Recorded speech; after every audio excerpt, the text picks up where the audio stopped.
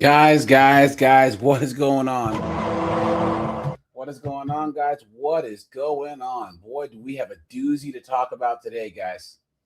Absolutely insane. Boy, oh boy, oh boy. Let me see. Keyshawn's here. He said these chicks can't afford their houses. Yeah, because they're broke. Yeah. And guys, we heard this whole narrative about how these chicks are outperforming us men. More single women own homes than men or whatever, right? All this strong and independent. I am woman, hear me roar, in numbers too big to ignore. But I'm going to show you guys why that's a scam. All right? I'm going to show you guys why. This is why, guys, you got to always look into statistics and look at the variables. Look at what they're actually counting in the stat, right? Here, let me drop the link. Guys, we'll do Discord members first, and then I'll drop the link for everyone else here in just a little bit, right? Just a little bit.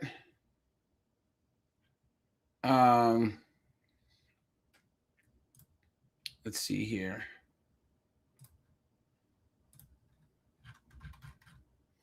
Let's see.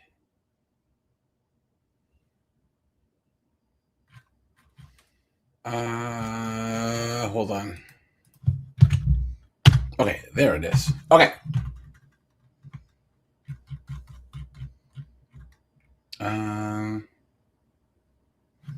Okay.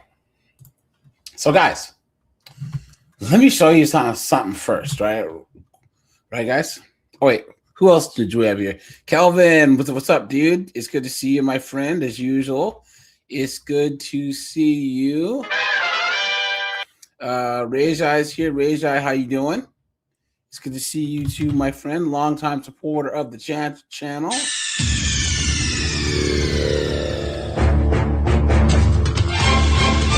Jeremy's here. Well, guys, make sure to hit the like button on the way in, right? Now, guys, here, let me show you guys something first, right?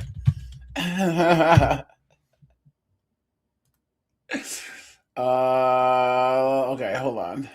I wonder if I could show this on YouTube. Well, it's not particularly violent, so look at this. Watch. I don't know if I can show this. Well, there's no violence. I mean, there's a lot of swearing.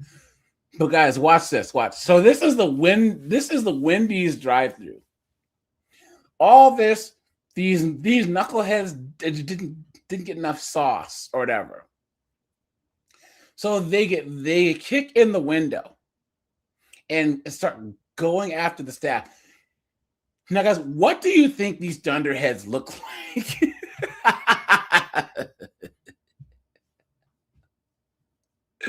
Guys, what do you... All right, watch this, guys. Watch. Well. Deja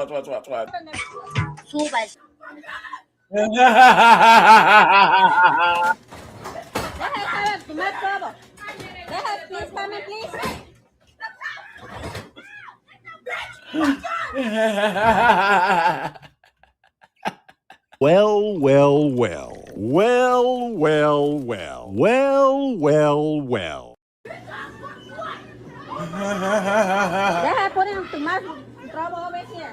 Deja broken the window.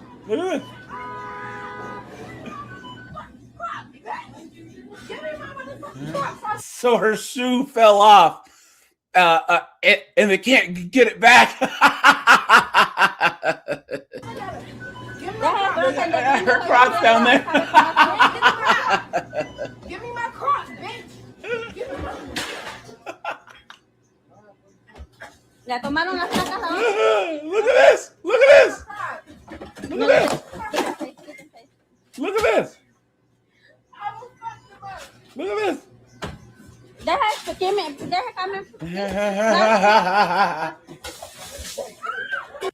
Dude, Consuela's just trying to do her job, you know?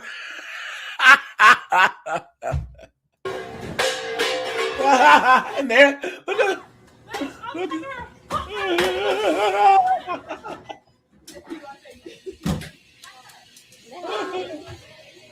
Look at this. Deja estar aquí en el Wendy's de la South Road.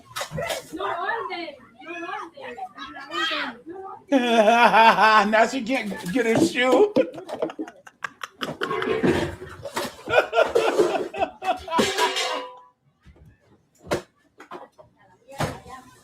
Guys, all they need to do is scoop out some of the fryer oil and just toss it over there. And I guarantee you that this car would drive off real fast.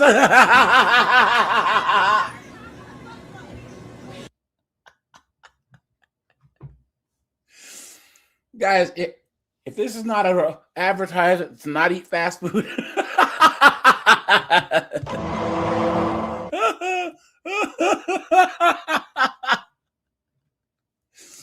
Oh no, look at that, guys. What a joke, right? What a joke. Guys, okay. I say this all the time, okay? You could Thanos snap like 97% of American B-dubs away, and the world would be a better place. You know? I honestly don't think it's black fatigue. It's these young B-dubs fatigue. See, Nug pretty much stays in the hood, right? But B-dubs, they'll actually leave the neighborhood and terrorize everyone else. You know what I'm saying? Guys, here, let's go back about a year ago, guys, and let's break some news.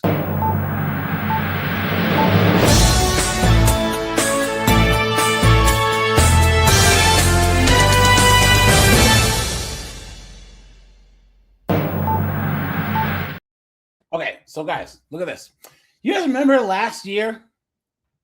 There was last year, and then there was about 2 years ago. Oh, women are buying more homes than men. It's so awesome, right? Because isn't it crazy their logic and that they can say that they're buying more homes than us, but at the same time, there's a gender pay gap. Isn't that funny how that works, guys? And this is the being empowered and being victims at the same time. Let me make sure. Hold on, guys. I don't think that little clip would have got the stream taken down. Because it wasn't that bad, right? Because it wasn't that bad, right? What a joke. Yeah, right.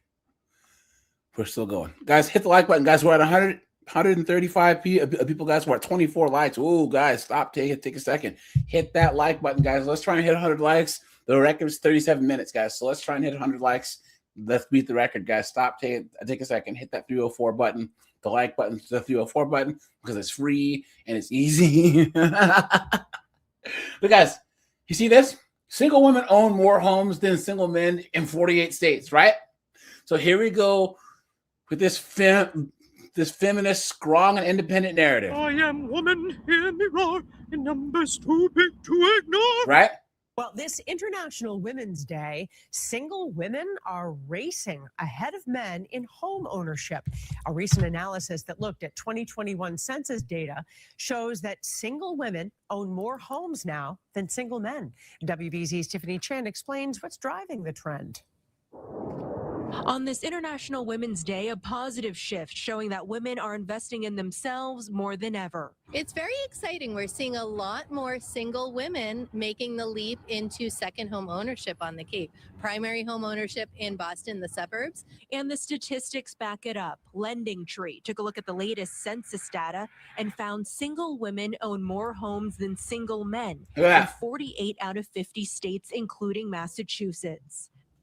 I like stability, and I've always wanted a place to own and make it my own. Penny Antonglu doesn't have a husband or children, but she does have 2 homes, one in Cambridge and another on the Cape, something she's proud of earning on her own. I think it's an indication of stronger feelings of, deep self-reliance. Her realtor has seen that shift too, despite women earning less than men across many industries. Because guys, ultimately, men don't buy homes unless we want to put a family in. men know that oftentimes we'll still have to probably need to move for work, right? If we either need a new job or have to get a promotion, right? We don't want to be tied down unless we have a wife and children. That's number one reason why men buy homes. Women now are taking the lead and taking the charge and saying, I'm going to do it now. It's a savvy investment. This is a trend in the right direction. This Wellesley College economics professor says she's not surprised that single women are outpacing single men. Home ownership requires borrowing and saving, right? And women borrow more money than men, right? Guys, I want you to listen to that, right? She said it requires borrowing. All right, guys, take that under acknowledgement. It requires borrowing. By buyers, and women have been shown to take less financial risks, save more. Professor Olga Serchkov says the demographic of single men also lean younger, while single women skew older, giving them more earning power. But it doesn't mean single women are banking more money, though. Even for the same level of negotiating, for the same level of confidence, women tend to be given a higher starting price to begin with, and so there is that outcome that ends up. You see, guys, always the victimhood narrative. Women earn less. Even if women negotiate, they still have to pay more for a house. You guys, let's just grant all that as being true, right? Let's just grant that being true. Why would a woman buy a house on her own then? Why? Instead of trying to find a husband. This is the dumbest thing I've ever heard. And guys, these women buy older homes. They also count townhomes and condos as houses, luxury apartments as houses, right? And guys, what kind of idiot buys a house and is not very handy and knows how to fix things? Most women don't know how to fix things around the house. They don't. Or they don't have the physical strength to actually do it. To actually take apart a sink. To take a door off its hinges, even. To unscrew the screws on a door handle and fix it. They don't even know. They don't even know anything about it. So they don't even know how to fix a sandwich. Oh! But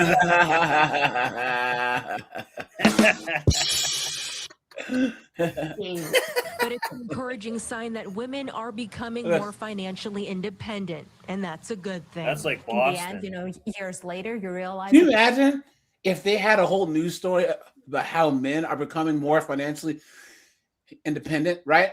Can you imagine? Yeah. Anytime that a man says, I'm financially independent because I ain't got no love for these hoes. All of a sudden it's, how dare you? You know what I mean? But here we go, guys. Let's keep this going. Now, this is in San Francisco. All right, there's been a lot of talk about the gender gap. She can get it, you know? How you doing? But it turns out when it comes to home ownership, there's also a gender gap, especially if you're single. But in this case, women have a big lead over men, and our business and tech reporter Scott Budman hit the streets to find out why. Yeah, it's a pretty wide margin, too. Single women are more likely than single men to own homes. Because they're stupid. Because they're dumb. Guys, why would a single man by himself in his 30s or whatever buy a house? Men buy houses to put family in. Unless you are a real estate investor. But a 33-year-old guy, he'll invest in the stock market. He'll do other types of investments, but buy a house? Why? Especially if you have to move. Guys, what if Snowboard decides he wants to move? Business dries up in New Hampshire and he wants to move to Florida or whatever, right? You know what I'm saying? But he has some huge house he could barely afford. It just doesn't make any sense. So here and across most of the country. So we went and asked single people and real estate agents, how did that happen? Vienna Chambers knows the old school conventional wisdom when it comes to home ownership. I mean, most times you think of, the stereotype is that men will buy houses for themselves and their family, and that's their job and their role. And she's not having it. Which is what happens. My goal since I was very little is I want my first house to be purely bought by me. You don't need a man. I don't need a man. I don't need. There you go. She's cooked. Yep. Guys, if you see this chick right here, first of all, she's a torta. Anyways, but guys, Run! Go! Get to the chopper! Run, guys, run. Yep. And this was a programmed belief into her. Someone programmed that belief into her. Mm-hmm. Do you think that's really what she cared about? Ever since I was a little girl, I want to buy my own house and no help. Snowboard. She has to prove the point to the all-knowing they. They have to know that I'm strong and independent. They have to know that I can buy a house on my own. They have to. And here's the thing. Hey, dumb. Guys, a woman's supposed to come into a man's life. Guys, where I work, especially when I first started there, a lot of people were graduating from grad school with their PhDs. Guys, hit the like button, guys. We have 220 people here. We have 50 likes. Guys, come on now. Stop. Take a second. Hit the like button, guys. Let's try and beat the record to 100 likes, all right?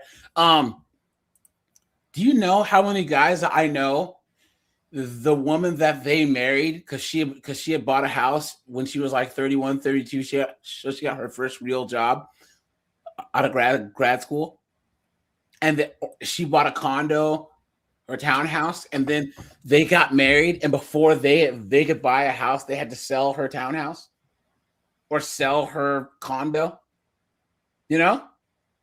But she doesn't have any plan of combining her life with anyone at all. Absolutely insane. Help. I want it to be bought by me. A lot of single women feel the same way. Why? In fact, according to the U.S. Census Bureau, more single women in San Jose own homes than single men. They also own more homes in San Francisco. In fact, the South Bay has the largest margin of single women ownership nationwide. And even though women still earn less on average than men, I wanted safety. I wanted good neighbors.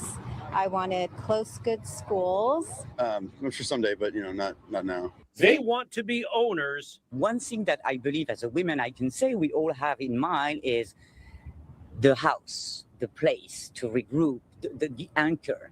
This is what it is. And lock. Now, guys, let's look at one more story here, right? Even in Philadelphia. Interesting trend in home ownership. Damn, B-Dub can get it even. Look at that. That's nice. Look at that. That's real man. nice. How you doing? Pair of titties make you want to stand up and beg for buttermilk. More single people, particularly women, are buying. Well, this is encouraging. One economist is posting some caution signs. Here's CBS News correspondent Joy Benedict. Hey. Come in. It's a welcome Justine Heron waited years for. Very beat up floors and like all green carpet. But finding her dream home in Los Angeles wasn't easy. I just continued to save my money and had the full plan that I wanted to eventually own a home. As a recent first-time home buyer, she is part of a growing trend. And a lot of these chicks have useless jobs, right? So guys, I don't know if you noticed this, and we're going to look at some news stories here in a second. Foreclosures are on the rise, guys. Foreclosures, man, you could places like Tampa, LA, people are getting kicked out of their homes, and the majority of them are chicks like this. Single women not waiting for a partner to purchase a place of their own. The order used to be marriage, home, children, and now that order is just shifted. And according to multiple studies, she's not alone. The number of single women who own a home by themselves is greater than the number of single men who own a home. You guys, why? Because women are sheep. You guys don't think, guys, put a 1 if you agree that this is a psyop. You know what I'm saying? Yeah. It's a psyop by realtors. BlackRock will end up getting their home anyway. Thank you. Yes. Yeah. These chicks sounds like they made a bad decision because they're sheep. Oh, They had the wool over their eyes. Oh, yeah, guys, think about it. And guys, we'll get into this here in a second. They give these chicks mortgages that they usually can't afford, just like these cars, right? These chicks are encouraged to apply for these loans because they have jobs that they know are going to go under, and then their house gets foreclosed on and goes to auction, and then BlackRock and all these big corporations buy them for cheap. Men aren't doing stupid stuff. Men are saying, wait, what's the point? Why? We recognize this foolishness because, guys, type morals in the chat, because we know that if we didn't have any morals, we'd do the same thing. Guys, if I didn't have any morals, I'd be buying all these. I'd be encouraging all these chicks to cook themselves with a mortgage and then get foreclosed on too, and then I buy the houses. It just makes sense. By themselves. Jacob Channel is a senior economist at LendingTree. There is some data out there that indicates, hey, women are. Someone says, soon she will learn what a money pit home ownership is when she has to pay 10 grand for a new HVAC or a water heater or replacing appliances. Yeah. And this is a woman saying this, guys. Yeah. This is a woman saying this. Oh, wow, because she got taken. Yeah. You know, that's why she didn't put tree work on there? Because Yeah. she took my dick. Oh! Financial sacrifices to become homeowners. They might just be more interested in being homeowners. Generally, they might be better at planning and getting their finances in order so that they. Or it's because social media, a lot of realtors are women now, and they target other women. You know what I'm saying? Can buy home. In a new report, LendingTree found that single women own almost 13% of homes in the U.S., whereas single men only own 10%. You know what it is, though, AJ? This is like everything's going amazing for American women. Channel says not only is there a wage gap, but sometimes women are stuck with higher interest rates. And when it comes to first-time home buyers, the difference between men and women. I was waiting for that. So women are stuck with higher interest rates. So if you know that for a fact, why would you buy a house as a woman by yourself? Why? Why? You see how they're knowingly taking a bad deal? Snowboard, you were saying? Yeah. For the new woman, this is like their baby. It's like them having a baby in a sense, because they get the housewarming party, and then once they get the housewarming party, like, oh, I want to, once they go to the friend's housewarming party, oh, they're like, I want that. That's one step closer to having a man. They almost think having a baby makes them closer to having a man in a messed up way. But this is the modern woman's child, the house, in a sense. Because what is it for? The house is really a house for their dogs or cats. And that's kind of like their baby. No, I just honestly think that they want to do the all-knowing they. They want to say that to the all-knowing they, that they can now, whoever no, they it's is, the all-knowing they them. Yeah, can see that they're strong and independent. Yeah. Like, who are you proving this point to? Who? It makes no sense. Then is even greater. According to the National Association of Realtors, last year, 19% of home buyers were single women, 10% were single men. But look at their average incomes, as the single men made around $83,000 a year, single women, $69,000. So guys, let's think about that here. If the men that are out, if Snowboard lives in an apartment and he makes $83,000 a year, and then I make $69,000, and he's not buying a house, why would I buy a house? Guys, always look and see what the most successful people are doing and emulate that, especially in times of financial hardship.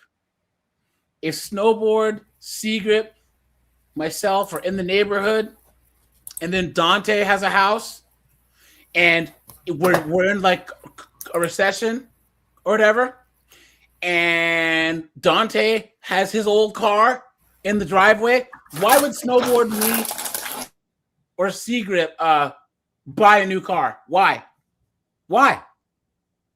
This is the problem. This is why, guys. Hold on.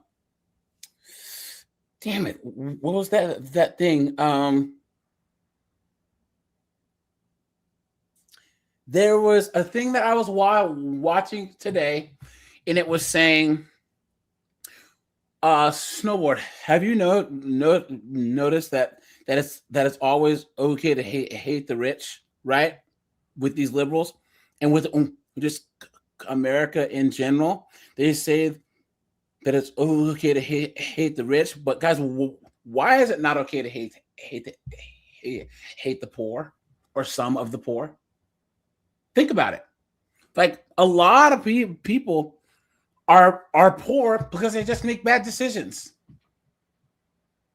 I'm not even talking about being middle class or working class. Guys, it's pretty easy to actually be working class or even like lower working class.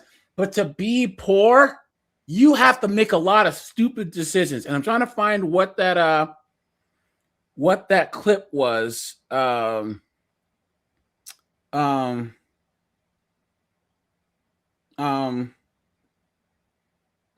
a lot of people who are poor are just morons. Sorry, they just are.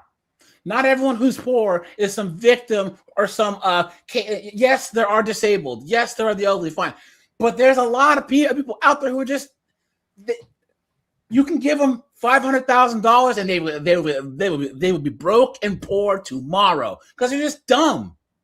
Guys, this whole thing where everyone needs to have a house and be middle class. No, guys, look at the medieval times. Look at the 1910s and 20s. Guys, there was just people out there who were just vagabonds. People who were hopping trains. They were hobos. That's how it works, right?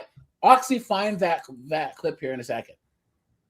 My point is, guys, if women make this much less than men, why are they buying more homes? Why? They're spending money they don't have. And also, too, there's hidden costs, right?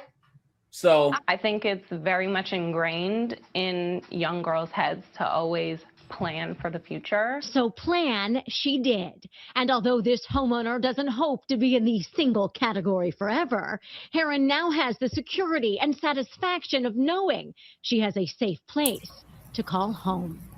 Joy Benedict. Do you remember how crazy people got when Robert Kiyosaki first came on the scene and he flipped a paradigm that your house is not an asset? It's a liability. The bank owns more of it. And how crazy these people went over that until 2008. And they started having all these foreclosures, and they saw real quickly how fast that home turned into that liability. Yep. Oh, damn. For yeah. I thought my mic was off. Yeah. But so, guys, now remember what I said about them lending, right? Check this out, guys. While some studies indicate that men overall have slightly higher foreclosure rates than women, particularly single, Black, and Hispanic women, are disproportionately affected by foreclosure due to targeting by predatory pink lining / subprime lending. Look at that. Look at that. So guys, these banks are lending knowing goddamn well that they're not gonna that they're not gonna be able to pay this. That they're gonna probably get foreclosed on, right? Yep. You know, because guys, to pay this. Once again, if I had no morals, I'd do the same thing. Dante, how you doing? Toolable, how you doing? Milbard, how you doing? I know you're confused. How you doing? Steve is here, guys. Hit the like button, guys. We are almost at 100 likes, guys. So let's hit the like button, guys. I appreciate that. So yeah, but guys, do you see how they call it pink lining and predatory? No, they sign on the dotted line. No one's forcing you to take this or to do this, guys. Someone can put a contract in front of you and you don't have to sign it. What a joke. Despite lower incomes and higher vulnerability to housing loss, women are often better at paying mortgages on time when they just said that they get foreclosed on more. What is going on? They make them the victim and the hero in the same paragraph. Yes. Now, when it comes to pink lining, I just want to make sure I understand what pink lining is. So instead of one in the stink, two in the pink, they're now getting the fist. I'm just asking. I just want clarification. Yeah. I think it was a play on redlining, but pink lining works. Oh. So okay. Targeted lending. Women, specifically women of color, are often targeted for subprime, higher interest loans, making them more likely to fall into debt traps. So, guys, that push, that like increase in women buying more homes than men is basically a debt trap. And they're falling for it. And not only that, they're proud of it. They're standing on top of the hill, screaming from the mountaintops, right? I am woman, hear me roar, in numbers too big to ignore. And then something happens. The sewage, what's it called? The septic system. The septic system tank blows up. The roof has a leak. Their fridge goes out, and finally they understand. You've been had. You've been took. You've been hoodwinked. Bamboozled. Led astray. Run on muck. Look at this. Especially as there's less simps around, it's harder to do. Yes. They're correlated together for sure. You guys never, ever, ever, ever. This should not. I shouldn't even have to say this. Don't let these women borrow money, guys. Yeah. And also, don't go over to their house to help them fix anything. Nope. Guys, never do that. Do not help out any women who you're not related to or you're not sleeping with. Yeah. Dead ass, dude. Unless it's like the neighbor across the street who you're going to see for years, it's old lady or something, then I might entertain it. Maybe if it's like an old lady neighbor, fine, that make sense. But I would say if you're in a semi-rural area, be good to your neighbor. But if it's in the city or something, who gives a damn? Yeah, seriously. Yeah. So guys, the pink line effect. This term refers to the systematic targeting of women with predatory, high-risk mortgage products. Please, do you see this? How can you make this whole thing about women buying more homes? Yes, we're superheroes. We're Wonder Woman. We're the Mystica.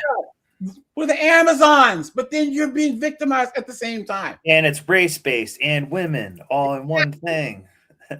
Because I think the pink lining effect is they're trying to play on redlining. Yeah. That's but also the whole as close as they can. The whole pink tax. Have you heard of that, Snowboard? No. What is trying that? to say, like, all of the women's products that women buy are like cost like 10 to 15 cents more. Yeah. So like if Gillette makes a razor, they'll make the same one, color it pink, and then charge women more. But you broads are dumb enough to buy it. Just buy the blue one, buy the yellow one, buy the black one. You absolute dunderheads. What do you see? It's the same razor. It makes no sense. Secret, you were saying? So I used to be in the mortgage industry from the early to mid 2000s, and I was an account exec for a wholesale lender. So I was doing A paper, and when it came to the subprime loans, I can't tell you how many times I've seen mortgage brokers put A paper borrowers in the subprime loans because they got a bigger commission or payout on putting them into those loans. Yeah. So very predatory. Yeah. Well, look at this. So single women often have lower incomes, less access to financing, and more caregiving responsibilities, creating higher financial instability. So why are you buying houses, you dunce? Why? If this was apartments, it would make sense. But they count apartments and townhomes and condos as homes, man. Well, some data suggests that women are better at paying more mortgages. Others highlight that single women in particular face higher foreclosure rates. And look this, guys, is foreclosure a feminist issue? I'm not going to even click on this. That's the dumbest question. Is that not the most woman thing you've ever heard, right? Is foreclosure a feminist issue? Are you serious? But let me tell you how systematic and how crazy it is. They also are encouraged to make as little of a down payment as possible. You know, you got situations where people can buy homes with as little as $5,000. Yep. That's true. So they have no equity. Yep. And don't even get started on private mortgage insurance. Yep. Hold on. I'm not gonna click on that. So women lead foreclosure struggles. Look at that, guys. What a joke. How the foreclosure crisis targeted women. Now, guys, here we go. Let's look at some news stories here about foreclosure, because as foreclosure has gone through the roof. Guys, put a 1 if you've seen stories about foreclosures in the last year. You know what I'm saying? Foreclosure rates are on the rise across the country, particularly here in Florida. According to real estate experts, the Sunshine State leads the U.S. Lenders in Florida started the foreclosure process on 1 in every 1,800 homes last month. And Tampa has seen the highest rate in the country. Fox 13's Aaron Mesmer shows us what experts think is driving these higher than normal numbers. From 2020 to about 2023, home prices soared across Tampa Bay. Some families who bought their homes back then are now facing a harsh reality. Cooked. Jesus Christ, guys! Look at this broad right here. Come on, that's a huge bitch. At essentially the same price they bought for, because there has been a declining market. So they would need to bring roughly $10,000 to the closing table in order to avoid a short sale. St. Pete realtor Mia Annabelle with Smith & Associates explained what can happen next. By the time we get that net sheet, they're negative. They can't sell. They can't afford the property. And that can lead to foreclosure. Florida saw more foreclosures than any other state in October, according to Adam Data, a real estate analytics company. Tampa had the highest rate of all major cities, with 1 in every 1,370. You guys know why? Anyone know why? Tampa? Anyone? Guys, that was the major destination for people all around the United States to move. DC, California, New York, all these people moved to Tampa. It drove the housing prices up so much. My sister actually lives like way south of Tampa, and she has this idiotic friend that bought a house sight unseen. Sight unseen. It's out in the middle of BF nowhere too. It's like an hour and a half, 2 hours outside of Tampa, out in BF nowhere. And she always complains about being so far away from everything. It's like, well, maybe you should have flown down there and seeing where the house was. Can you imagine buying a house? You don't even go down and tour the place and actually like see where it is, and you open the door and walk around, right? If it's moldy and stuff like that. But isn't it just like such a woman thing? Just like a woman. Come on, man. 3 housing units in foreclosure. Experts point to skyrocketing property taxes and insurance costs. Guys, hit the like button, guys. We need 4 more likes, guys. 2 more likes. And we'll be at 100, guys. Let's go. Major factors, but that's just the beginning. It's really all prices and all costs associated with housing, whether it's HOA, whether it's interest on mortgage payments, whether it's interest payments. All of those costs are going up. On top of that, daily expenses are up too. USF economist Michael Snipes says those added costs are often a big... maybe it would be like, having 2 incomes would actually be a way around this, right? Problem for retirees on a fixed income. It's a huge investment. It's a huge source of spending for a lot of individuals. It's a huge part of their income. So any small change is going to be felt particularly acutely by individuals who Cooked. might not have a whole lot of money. Realtors say the best advice for families worried about foreclosure: Have the conversation sooner than later. It's not going to go away. You know, sometimes we get called in and it's to a point where the bank has already started the process, and that gets very tricky. In other words, don't wait until it's too late. In Tampa, Aaron Mesmer, Fox 13 News. And a spokesperson for Adam Data told Fox 13 that Tampa's foreclosure increase also reflected a temporary spike caused by a backlog of records in Hillsborough County. We're told the rate is expected to normalize this month. Let's see here. We have a couple more guys. We have a couple more stories of these chicks buying more homes. This is in Detroit, San Francisco, Philly. Oh yeah, look at this. Women are so amazing, dude. Please, what a joke. A rather troubling trend, rising housing foreclosures all over the country. Ellen Gallus has been She's a little bit older, but I hit. looking into this and joins us live now in St. Paul with what's going on with foreclosures in Minnesota. Ellen. Well, that's right. Minnesota ranks 30. Blame it on the turkey neck. Her not so, guys. She looks like an Ellen. Second in the country when it comes to foreclosure filings. That's according to a local nonprofit that tracks this kind of data. And they say if you're a homeowner, there is one thing you should do right away at the very first hint of trouble. Home foreclosure rates continue to rise across the country.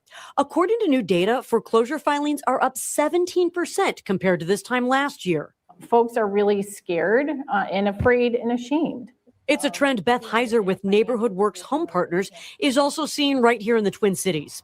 Her organization is a nonprofit that helps people buy, fix, and keep their homes. She gets all the pre-foreclosure notices for St. Paul. Now, that's notices for homeowners who have missed 3 months of payments. She said last year there were 600 pre-foreclosure notices in St. Paul. This year, there's been more than 1,200. She blames a lot of small increases across the board that are adding up for homeowners. So people are just feeling the pinch right now. Absolutely, on all fronts. So it's not just eggs, right? It's homeowners insurance, it's homeowner association dues. It's homeowners association, Bobby, here, don't you know? Yep. She's about as cooked as a grilled cheese sandwich. Over here. Just don't step in those moose turds. If you're worried you could be at risk or even worried you might miss a payment, she says start working with a housing counselor as soon as possible. She says they can help you in a variety of ways, from helping you freeze a payment to talking to a loan servicer to helping you find more affordable insurance. You should be very proactive. I just got a notice of reduction of hours, or I, again, needed a car repair. I'm not going to have my whole money. Talk to a counselor right away. We can get on the phone, talk with your servicer, and hopefully come up with a really quick plan that could be solved within a month or two. Now, foreclosure prevention counseling is free through the U.S. Department of Housing and Urban Development. If you have questions on how to work with a housing counselor or where to find one, we have a link on KSTP.com. For now, reporting live in St. Paul, Ellen Gallus, 5 Eyewitness News. Cooked. Hold on, guys. 1 second. Foreclosure rates continue to rise up to 20% in September from last year. Industry experts say that while the numbers aren't... She can get it. She's older, but hey, historically alarming, they may signal broader trouble. CBS's Christian Benavides takes us to Florida, which has the highest foreclosure rates in the country. This house is one of realtor Emily Odak's half-dozen foreclosure listings in South Florida, and more are in the pipeline. We have properties that are behind the scenes that are about to become foreclosures. She's a party foreclosures Yeah. that we are currently Well, she's a watching realtor, so, or you know. maybe Yeah. in default. Adam, a provider of nationwide property data, reported more than 35,000 foreclosure filings around the country in September. When people aren't paying their mortgage per se, that indicates something broader in the market for us. Foreclosure rates are up 20% compared to a year ago, Look at and that. nowhere more so than Florida. Nevada also made the top 3. Both states were popular relocation areas during the pandemic. Told you. What we don't know is if the folks that maybe were moving there for remote work during the COVID era are starting to just see distress or not. But typically, it's older homes just going through traditional foreclosure processes. The high cost of home insurance and rising HOA fees for condos are driving up prices for Florida homeowners, increasing the risk of foreclosures here. Especially because of the Surfside tragedy. The city comes in, they check out the whole building for the past 30 years, what needed to be fixed, what needs to be fixed, and then they go and allocate special assessments to the homeowners, maybe a $1,500 extra a month. Despite drawing some comparisons to the 2008 housing crash fueled by high-risk mortgages, real estate experts don't expect a repeat. ODAX says it is still the right time to buy for someone. Christian Benavides, CBS News, Coral Springs, Florida. Look at that, guys. Employment rates also affect foreclosures, and there's less of a safety net now that pandemic-era foreclosure moratoriums and forbearance programs. Yeah, yep. And all those renters who weren't paying, hey, man, these landlords are coming for that ass, man. Here we go. Now, guys, this is what I'm talking about. This is what made me think of this. Guys, watch this, right? Watch this. Guys, here, I'll drop the link. Guys, anyone who wants to come on up, guys, once again. Oh, and guys, we did hit 100 likes, guys. Let's go, guys. Nice. I appreciate that, man. You guys are the best, the best, the best. Thanks for that. Thanks for that. Once again, guys, I want to say thanks to all you guys, man. Seriously, like these daytime lives have been doing really, really well. And guys, like we've been averaging anywhere from like 200 to about 300 people on here. I think the other day we had like 500 people on here. Guys, there's channels that are like 7 times bigger than mine who don't get the amount of live viewers I get regularly, you know? And the only reason why this happens is because of you guys. You guys come here, you leave comments, you guys are funny, you guys are hilarious, you hit the like button, you know what I'm saying? So thanks to all you guys who are here. Thanks to all you guys who are new here. Thanks to all you guys that have been here for the last 3 years, you know? And yeah, guys, if you guys are new, just remember, I go live Monday through Friday, guys, at 5 p.m. Eastern Standard Time, and then Sunday at 9 p.m. Eastern Standard Time. Guys, let me pin the link. Guys, anyone who wants to come on up, or if you know a story about some broad you work with who bought a house and got cooked, guys, tell your story, you know? So. And new this morning, it's no secret that our region has a housing shortage. So when one first-time home buyer managed to get her house. I don't know. Guys, I'll take out the forklift. Guys, the streak is over, dude. Oh my gosh. She had better glasses, it would kind of help, but guys, that is an ugly woman right there. Yeah. I can love her still. Yeah. She's gonna be at Snowboard's house. Baby, I'm gonna butter your bread. She was ecstatic, but after moving in, she learned there were structural issues that would cost around $200. Snowboard said, "Don't worry, guys. If she shows up, I got the medicine."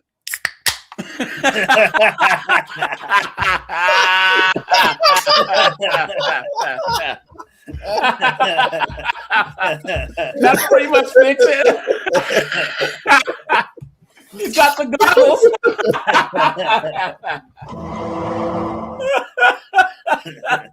Oh no. $1,000 to fix. On day 3, a floorboard snapped under my bed, and that's when we started noticing undisclosed structural damage. Jessica Ainsley purchased her Williamson home for over $212,000 in late 2024. I basically saved for my whole life because I thought I was doing something stable and actually buying. Where is this? 212,000? What? This is like Wisconsin or something, I think, for some reason. WROC. Guys, does anyone know where's Fairport? Guys, it could be Michigan. It's actually probably Michigan. Yeah, guys, if anyone knows where this is, let me know. house. Once the issues became apparent, Ainsley hired a structural engineer. Oh, One of the shit. quotes she got for fixing the home was for $186,000.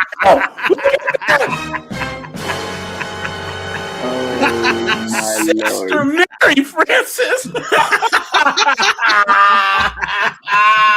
had. You've been took. You've been hungry. Bamboozled.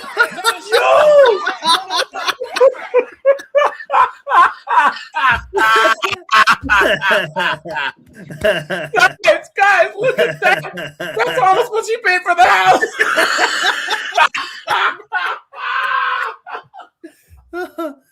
Yo, that's like buying it. She bought a tear down, essentially. She bought a Benz like without the engine or the transmission in it. You know what I'm saying? Look at that, guys. Oh, someone says Rochester. Guys, all right, let's try and look at the list here. Okay, you guys ready? Let's make this bigger. I'm gonna read off all these. Okay. Furnish and install gutter modifications as required for correct water distribution. Furnish and install additional framing as required to correct roof line sag. Demo existing sliding door. Furnish and install new sliding glass door and reframe opening. How did this pass inspection, right? Yeah, that's kind of what I'm thinking. Demo existing vinyl sliding. Furnish and install a weather barrier at exposed seating locations. Furnish and install all new vinyl siding, drip edge, etc. Rework electrical distribution within the basement area. To repair and reinforce existing retaining wall. Excavate and investigate former porch foundation and subfloor framing. After a structural engineer's assessment, install any required piers, footers, and joist sisters as directed, and allow of $25,000 has been carried. Once structural repairs are complete, to repair any new interior issues that arise, including base casings, drywall work, flooring repairs, replacement, and an allowance of $30,000 has been included. Look at that. It's basically build a new house. Yes. Yeah. Yes. That's it. What's the Essentially, difference it's between pretty that and much tear the what house it down is. and build a new one? Seriously. Yeah. She's cooked, guys. Her house is like falling down a hole almost. But guys, okay. There's a couple things wrong with this. And guys, anyone who's coming up, guys, hit the like button. Guys, let's try and hit 150 likes, guys. If you like the content, hit the join button, hit the super chat button. And thanks for the cash apps, guys. I appreciate that too. I bet one thing wrong. No. What's that? I said I bet one thing wrong. Female real estate agent who didn't give a damn about anything being wrong or getting a zone good enough and stuff. That's half the problem. Guys, a man never walked in there. This is where you need a boomer who knows. Sure. That's what I was gonna say. Whoa. Let's pump the brakes here, right? Hold on. Guys, how many of you guys, either your dad or a guy who's your dad, most of our dads, right? Or our granddads, they're so handy. They just know stuff. They can look at that like that, like at a car. Like, I'm a pretty handy guy, but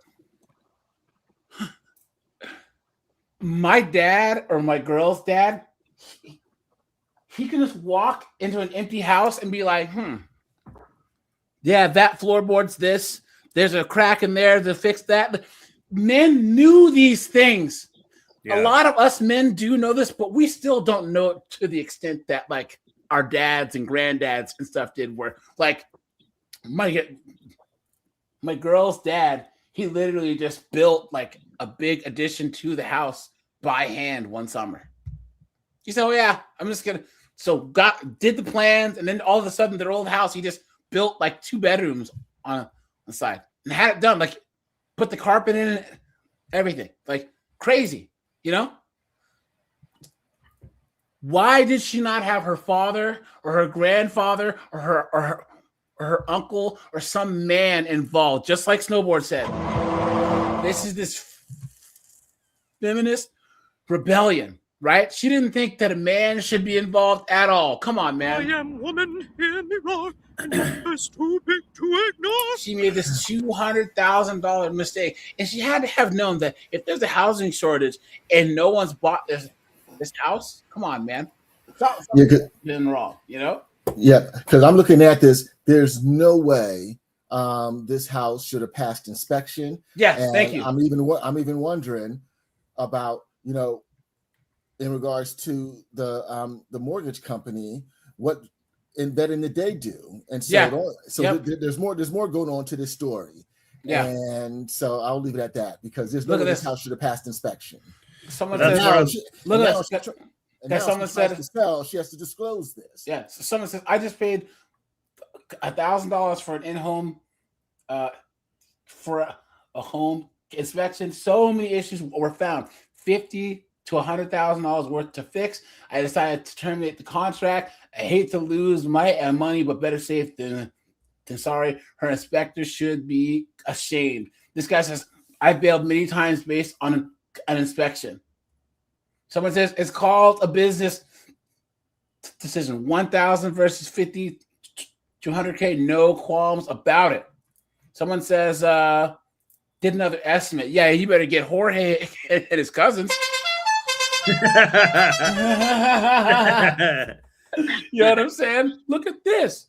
Speaking of old boomer who knows how to fix a lot of stuff. Hey, what's up, Korg? Call me a boomer. You're gonna get an ass whooping. I'm not a boomer. Korg, what do you think of this whole thing with this chick? I came in a little late. What did she do? Okay, so this chick bought this house for $200,000, right? This chick right here. Right. She bought a house, and then it turns out that it needs $200,000 worth of repairs.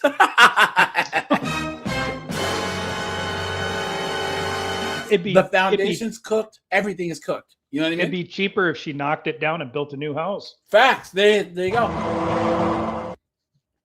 But guys, once again, this is what women wanted. I guarantee, just like Snowboard said, there was no men involved in this process at all. Not her father, not her uncle, not her granddad, certainly not a boyfriend or a husband. You know what I'm saying? And now she's cooked. It don't matter because they're not going to listen to him anyway. Because I got cooked when I bought my house. My old man gave me advice on negotiating, and my psycho ex said, "I don't care," and she thought she was getting a deal by offering $2,500 less. The freaking place had sat on the market for 8 months, and the previous owner had only owned it for a year. Yeah. And I ended up overpaying by $12,000. Someone says, "Good luck. My inspector lied about the sewer line and never sent me the report. $30,000 for a new sewer line. Never use a realtor recommended inspector." Facts. Yep. Yeah. Never use an inspector recommended by a realtor because they know the guys that'll just sign off on it. Mm-hmm. Yeah. So to give you guys a little bit of insight on this one, my father used to flip houses, and God rest his soul. This kind of thing happens every 15 years. So, AJ, are you familiar with the K curve? Anybody familiar with the K curve? So, the economic K curve. The economic K curve, right? So, when you have a capitalist system, right, it's a bell curve, right? So it's a basically lasts over a 15-year time span from peak to trough, right? So every 15 years, every economic market has its boom and bust. In the real estate market, that peak was in 2021. Yeah. Okay. And the bottom before that was around 2008, 2010. So it's kind of like normally, give or take 2 years, it's 15 years. So whenever you have this kind of a boom, the peak of the market, like we had in 2020, 2021, all of the rules get lax, all the lending rules, all of that, because you have so many buyers and prices are just going up and up and up. And it naturally finishes off with just this kind of a crash. The bottom of the market, by the way, if anybody wants to get into real estate, the bottom of the market is going to come about 2 years from now. That's the time to buy. Now, AJ, you mentioned, hey, men generally do this analysis. I've done the analysis on two markets, precious metals and housing market. They go up and down in exact opposite direction to each other, like a teeter-totter.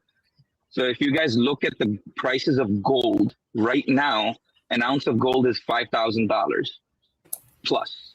If you look at what it was in 2021, it was $1,600. That's when I sold my house and I bought gold with the money.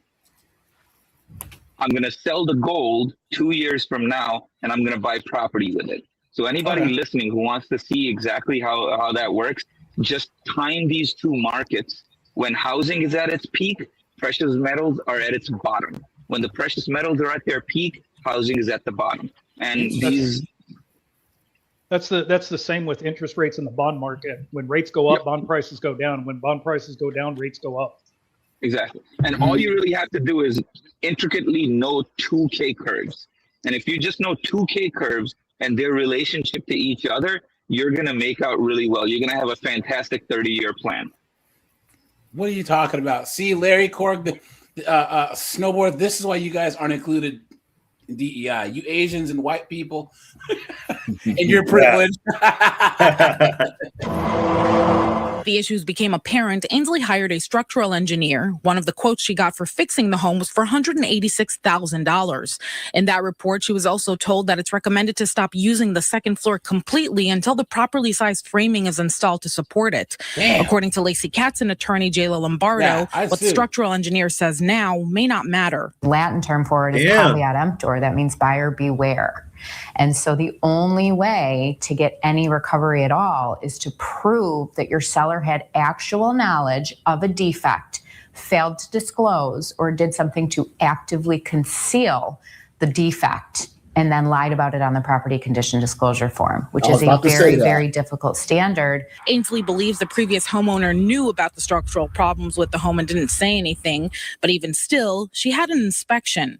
That inspection found in part that where visible, the basic structural members appear to be in serviceable condition, and that they did note floor slopes in a number of areas throughout the house, a common condition in houses of this age. Look at that. You see this legalese? The basic structural members appear to be. That's how it doesn't have definitive language there. You know what I'm saying? So that's smart, because they're saying we believe we see a problem. So you have to come in and prove that there is or is not. Mm-hmm. So, and as a result, but this is still kind of her fault, or where a guy would help. No. This is completely her fault. Yeah, it's a structural thing. I would never, ever buy a place where it says the member jacking up the house and stuff appear to be serviceable condition. Unless, and old homes often require supplemental structural support unless I could fix it myself. Well, either that or and also use that as negotiation to say, you're getting 15 grand less because I've got to account for what's got to be fixed. Yeah. And guys, don't get your hopes up on anything you're going to buy. That's where these women go wrong. They fall in love with a place. They're going to buy it no matter what. You got to go in and say, I'd like to buy this place. And if it comes back and it's got warts on it, then you need to be able to maturely say, 1, I'm going to negotiate down, or 2, I'm going to walk away.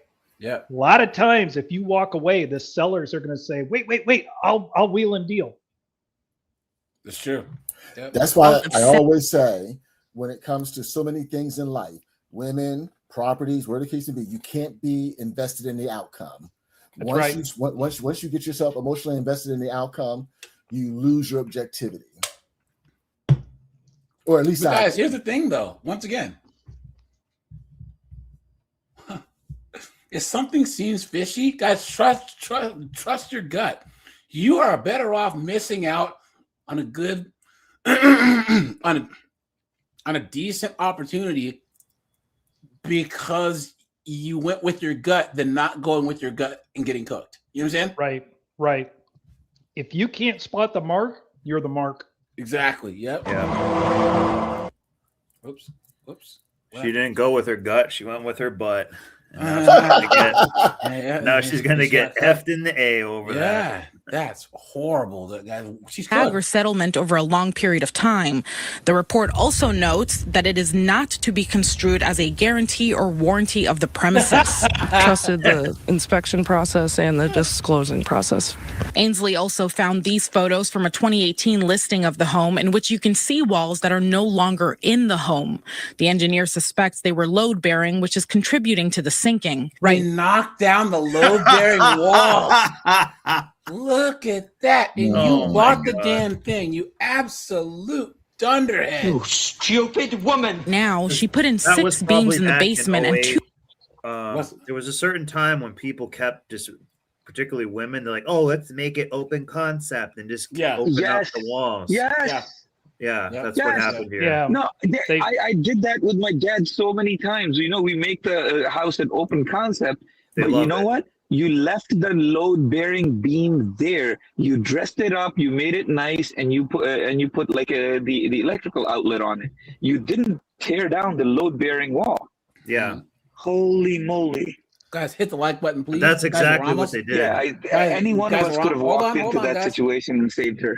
Guys, we're almost at 150 likes. Guys, hit the like button, please. What were you saying? I'm saying any one of us could have walked in there and figured this out. Everybody understands the concept of a load-bearing wall. Yeah. Or we would have gone back. How did she not look at that picture before she bought the house? You dumb. She obviously had access to it, moron. 2 beams upstairs as a temporary fix. Lombardo says when deciding whether or not to pursue legal action, home buyers should weigh the cost. It could cost you easily $25,000 to $50,000 to litigate these disputes to even get the information you need to prove that someone failed to disclose or actively concealed a defect. So it's going to cost you money to get any money back. And so it becomes a cost-benefit analysis. It's very stressful, but I just want to put my story out there because if this happened to me, it could happen to anyone else. So I bought the house to live in it, and I have no really other option right now. She's sleeping out. You can see it sag in the picture. If you go, you can see it sag the roof line. Yep. It's like a U. Yeah. She's probably sleeping in the shed over here. I bet she was high and went in there, and she probably likes like, this is the biggest house on the row of them. I'm better. That's a big house for just a girl. Yeah, that's true. We reached out to KV Inspections for comment. They declined. We reached out to the seller, but haven't heard back. And we reached out to Ainsley's real estate agent. She put me in touch with the Howard Hanna VP and regional sales manager, who hasn't gotten back to me. Get the Rochester first. Oh, yeah. If anybody's smart, they're not going to litigate it in the news. Yeah. Here you go, guys. Now, this is a couple. Hold on. Hey, I've got a real life story after you get done with this next clip. Oh, okay. We're at 6. Yeah, go for it. The floor is yours. So I had a house that I was selling, and it was right during the cough, and inventory started drying up, and you were not getting as many looky-loos. You were getting actual people who wanted to buy property. So I got a woman was interested in the house, not a problem. Unfortunately, I was going to take a loss on the house, and that was understandable. We get things working back and forth. I accept her offer. My agent's assistant calls me and says, hey, she really wants this house. She wants to move her furniture in before we close. Something in the back of my mind stuck out with a red flag. So I called my insurance guy and I said, this doesn't sit right with me. And he said, it's good that it doesn't, because this becomes a question of liability. If there's a fire or a flood in the house, who's responsible for it, and who covers the loss? So I kicked it back to the agent's assistant. And one of these things women like to do, but I've noticed guys like to do this well, and it could be an age thing, is, well, we want to move the furniture in. We do it all the time. Guys, or anybody listening, whenever somebody says we do it all the time, that should be an immediate red flag to you, because that's not a good thing. So I kicked it back to her and I said, no, she can move her furniture in when she takes possession. And I got the whiny but, and I said, no. So then 2 days later, get a call back. Well, what if we just move her stuff in the garage? What? No. Well, but it'll be so much easier after we close. No. Another couple of days go by. Guess who had to back out of buying the house that I was selling? And the reason why she had to back out was the house that she was selling, the buyer did his or her due diligence. Come to find out, her house had an unpermitted addition put on sometime in the past, went right over public utility easements. Wow. So she was having to deal with getting that unpermitted addition torn down since it was interfering with an underground easement. Yeah. So that's a good thing that I held firm and did not let these people push me around into trying to move into the house prematurely. Wow. And that's a bit of advice I give to everybody. Until you have those keys, you don't own it. It's true. Yep. Channel 2 Action News investigates. South Fulton homeowners say they're stuck with defective homes after learning their properties failed inspection before they purchased them. This chick was probably hot as hell back in the 80s. You know what I'm saying? I like this old broad. Yeah. De-aged her about 30 years. She has that Michelle Pfeiffer look going. Channel 2 investigative reporter Ashley Lincoln went inside the homes that the owners say they're scared to live in now.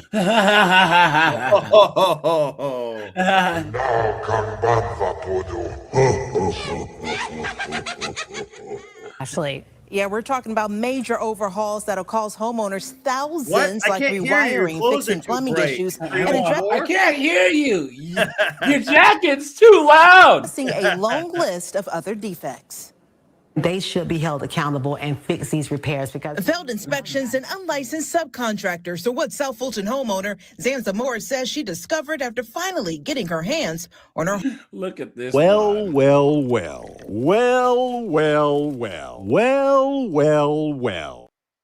Homes building application. We thought we were investing in a new construction, but actually this is a fixer-upper. For years, she and other homeowners on Rock Rose Lane have voiced frustrations about defects in their homes. There was a towel stuffed into the drain, so it flooded.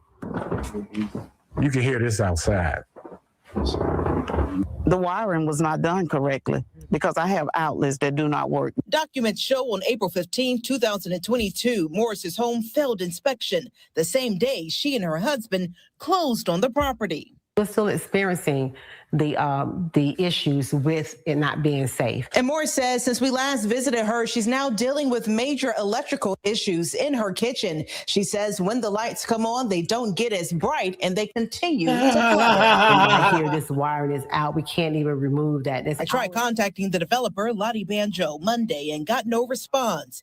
In 2023, he had this to say. Construction floor, we gave them the certificate. Dude, yo, wait, whoa. If you call pretty much anywhere and that accent answers the phone, guys, you better run. You better run fast. I'm straight up, dude. I'm dead ass serious. You know what I'm saying? I reached out to the city of South Fulton to ask how these homes were allowed to receive occupancy permits.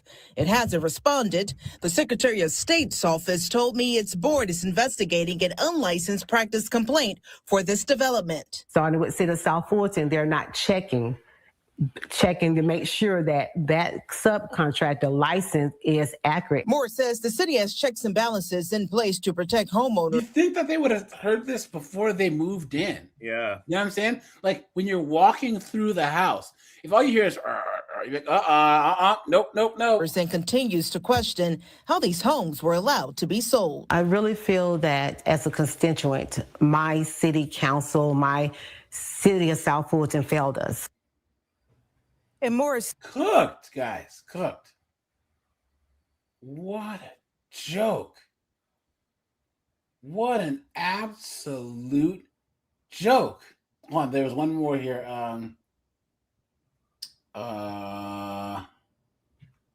Look at this, guys. See? No, look at this. Right now, a recent study found that just 3 corporations own nearly 38,000 homes in Metro Atlanta. What do we say, Snowboard, right? Guys, these corporations want these B-dubs and these single chicks to buy these homes. They know they have useless degrees and student loans and useless jobs, because then they get foreclosed on, and then these corporations swoop in and buy the homes. And this B-Dub, I'd smash. She's actually pretty hot. She's like all these babes. You get their pilot lit, they can suck start a leaf blower. This is Michael Dalma is in Henry County, and he found that in some counties, corporations are buying up more than half of entire neighborhoods. Look at that. Yep. When you take a look at the neighborhood behind me, you would never usually guess that most of these homes are now rentals, but it's becoming a more and more common sight, as in counties like Paulding and Henry, nearly 1 in every 10 homes is now owned by a corporation. It's a change that some neighbors say they've seen firsthand. It means a great deal to be able to own this and leave something for my family. For Darren Clark, he achieved a lifelong goal when he bought a home in this Henry County neighborhood. But over the past few years, things have changed. Yeah, I'd say at least about 60% of the homes around me are probably owned by the corporations. It's a growing trend of homes owned by it looked like he took the blue pill because he looked like corporations, not people, with just 3 companies owning nearly 38,000 homes in the metro area. I think that's a sad state of affairs that these companies will be able to price out the average home buyer. This is ultimately unlike anything we have ever seen before. Yeah, and these women are playing into it, hook, line, and sinker. But here we go, guys. Guys, hit the like button, guys. Hit the super chat button. Appreciate that. Let's see. Look at the shirt. Okay. Somebody's fine ass ex-wife. Right. The gall of them. Yeah. You know what I mean? Would you want to date someone who's wearing like a shirt about their husband still? You know what I mean? She probably wasn't even married. She's just wearing it because she thinks it's funny. You know what I'm saying? Yeah, maybe you're right. Women don't know what humor is, So, on. Buy a house, they say. It's the American dream, right? I live in a house that is appraised for almost $1 million in one of the fastest growing, most expensive areas in the DFW area. And I happen to notice one of my sinks drooping. So I go and look underneath the motherfucking sink. And let me show you what I see on the bottom, under the sink. Glue that should be holding together the sink to the countertop. But that's not what's important. It's what's on the other side that is most notable.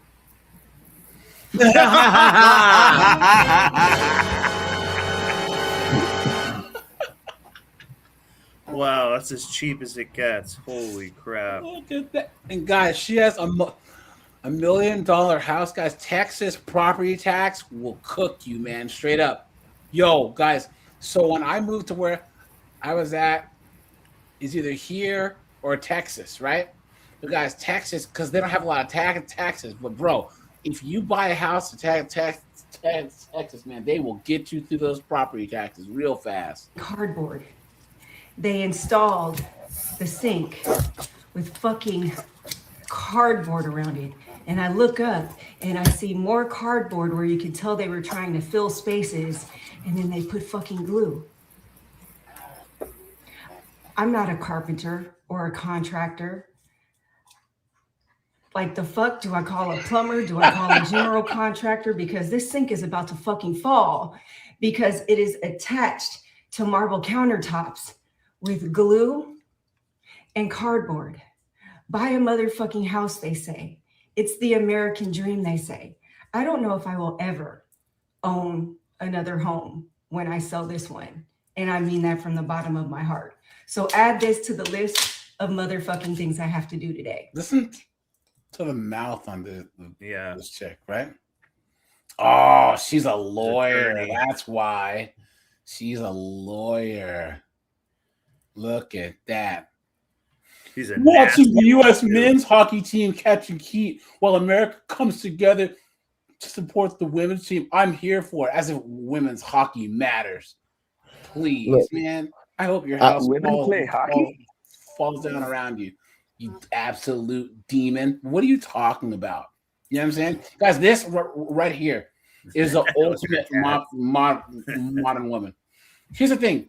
She's probably in her 40s, but she's probably done up. She's decent enough to like kind of lure you in on Yep. a night in a bar. She's an AOC type. Because this chick is an absolute demon, right? Yeah. She's a loudmouth. She knows the law. She's trained to know how to argue. Yeah. Look at her. This is her in 2016. Look at this.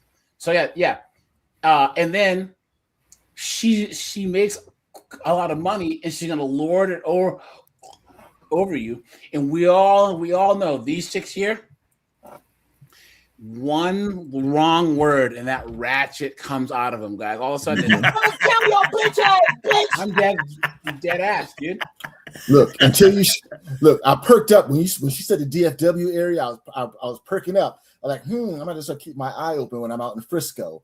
But when you put on a profile, I saw the lawyer and everything like that. I'm like, oops, never mind. She says, "Ice is the just weed hit the streets." Where are you in the streets? Isn't it funny how these liberals always want someone else to do the marching and to stick their necks out? You know what I'm saying? Yeah. This chick's an absolute demon. Wait, man. She has a kid. Oh, it might be a well. Look at that, guys. Look at that. Well. Look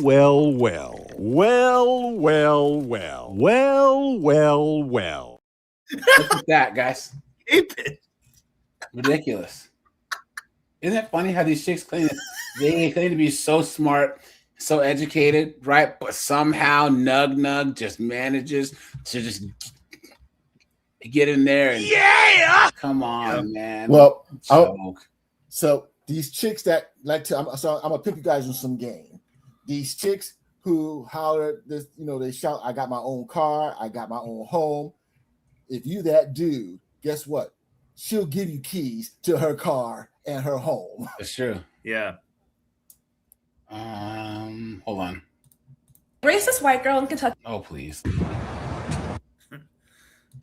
So release me from the shackle of living in the big house that I cannot afford. Ding, ding, ding, ding. I said it.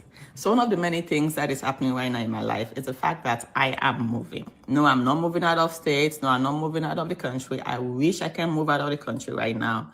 But unfortunately, my life is tied here because I have kids and I'm co-parenting. Another thing I keep telling people, be careful. Well.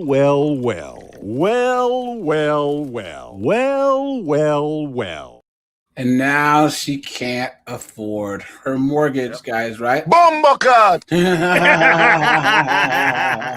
Who you have kids with. Like, I don't mind getting married on their times. The most that can happen as soon as we have a prenup before is to sign the divorce. And if I don't want to see your ass, I don't have to.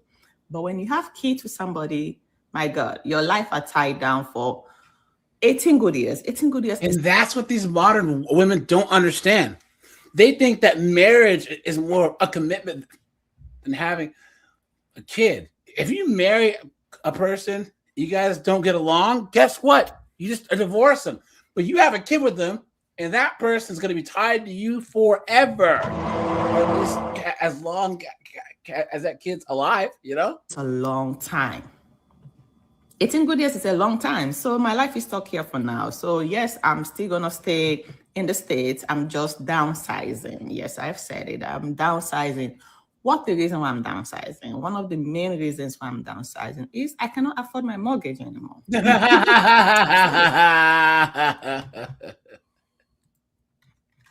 Look at that, guys. What a dunderhead. How many of y'all, there's poor people around? With your broke ass. Guys, we did hit 150 likes, guys. Hey, thanks for that, guys. I appreciate you guys so much. Thanks for that. I can't AJ, afford my mortgage anymore. What's this bonnet thing about like? She's a B-dub. But like, you have to is there ask. Well, I know B-dubs wear them. I just don't understand, like, why? Is it because they just wash their hair and they're like keeping it dry or something? A lot of them just wear it just to wear it. There's young black boys that are wearing bonnets now. Absolutely insane. Gay. Come on, dude. What are you doing? They're just like wearing it as a hat. They think it's a cool thing to do. Whatever. Oh my god! I told my nephew if I ever see him wearing a bonnet, I will.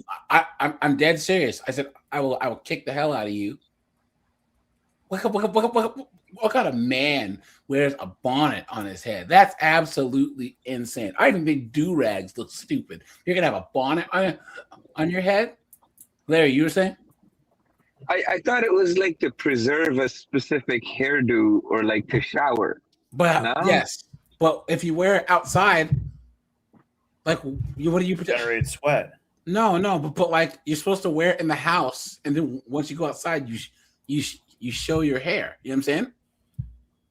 But if you wear it everywhere, what's the point? It's just I don't know. I'm confused about it. I just like, oh, it's a protective hairstyle. My grandma never wore a bonnet. My mom never wore a bonnet either. Protect your hair from what? It's just it's BS. And square footage, 4-bedroom, 3.5 bath townhouse. I can't afford it anymore. So I'm not gonna be one of those people, especially one of those Africans that get a big house and live all their life paying for that mortgage. I'm not. I love life too much for me to do that.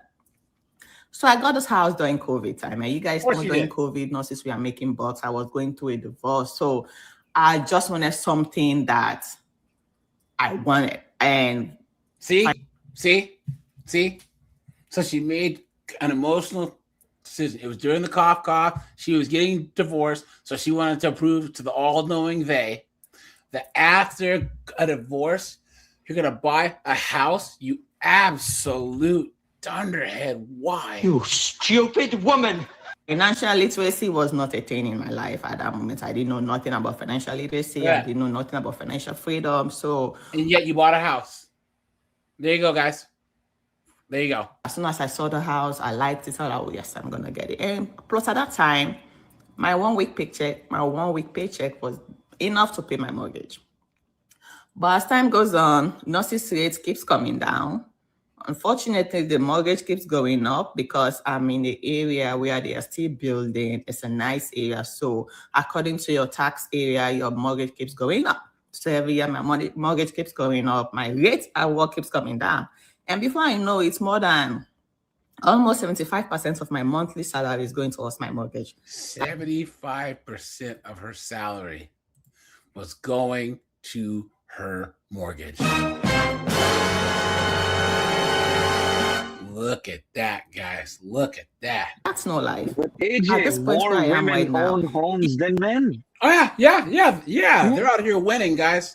They're out doing us.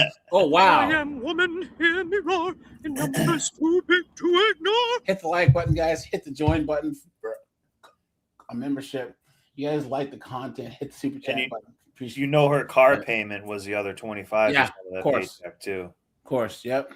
If all my bills, including my mortgage and my rent, have to be, the most I can pay is 50% of my monthly salary. Shut up. To buy a house, they say. Owning a home in today's world actually sucks. Man, I'd smash. How you doing? Because what I always say, if the Asians are getting cooked, we're really screwed. Yeah. Here we go. Owning a home in today's world actually sucks. We were told that it would make us financially free, but why do I feel broke as ever? My AC unit went out last week. Replacing a unit could cost you up to $20,000. With my luck, I just had to replace mine, but thank goodness for my friend's portable AC unit and ceiling fan. To save money, I try to do some DIY projects on my own, and even that starts to add up. Also, homes aren't built the same anymore. The upgrades are cheap and nothing is made to last. Take this room for instance. I can't even reach the light to replace the bulb. And over time, homes just crack, and these cracks are so far up, I can't fill it or paint. Why would you buy this place? Why? So I have to. Especially she's not the handiest person there is, and she's a woman. Guys, here's the thing: she's hot enough to have some simp come over and do it. That's just the thing, right? You know, there's no reason why this chick's hot enough to actually have married a pretty well-to-do guy and just live in his house. You know? Yep. Cooked. cooked. Hired out, and I just feel like I'm constantly paying bills after bills and I can't save any money. In the first 2 years of owning this place, I had to replace the stove and the fridge. My kitchen floor is lifting, and so is the ones. Look at that, guys. Sorry, guys. I have to keep pausing this because I think that's copyright music in the background. But in my bathroom. Rented out while I was living in other cities, and even then I was just paying so much money for someone to manage it. Can't, guys. Ah! Jesus Christ. I'm so sorry, guys. More Sister Mary Frances, look at this thing right here, guys. Come on. Where's her house? Under a bridge? Oh! At the top of the beanstalk? Oh!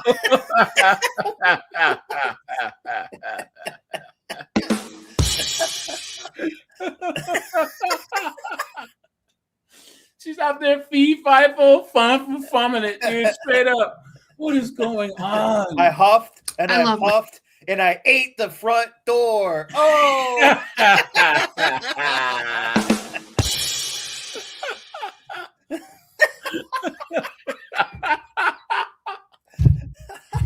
Oh, no. Look at that. My house. Oh. I love my house.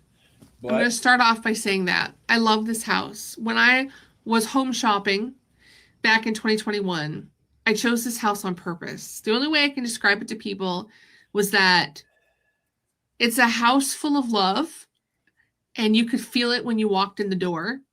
You can feel the house shift to one side when she walks in the door. As soon as I walked in the front door of this house, I knew this was my house. I knew it. You see? It sounds completely. See? And this is why women shouldn't be allowed to make major decisions, right? I just knew. Now she's cooked. Her emotions, her knowing it was hers, got her cooked. Insane. But maybe you understand that when I walked in, I knew it was mine. And I do love this house. I love everything about this house.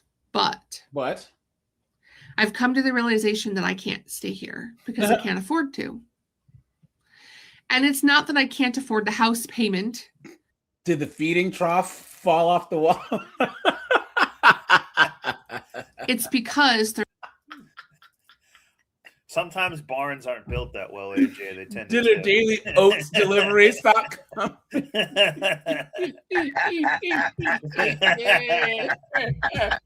Oh man. So much oats. Oh no. Wrong. I got a home inspection that wasn't worth the paper it was written on. And if you look back in my TikToks, I've done videos about the multiple things wrong at this house before. Oh, we're gonna It has look, just been right, guys? one thing after another, and the list of things that I have to fix is tens of thousands of dollars long. And me as a single person with one income, I can't afford to do all of this on my own. And it makes me really sad because when I bought this house, this was supposed to be my forever home. God. This was supposed to be I'm going to be here until I die or go to the nursing home. Until they put you out to pasture. pasture. Oh!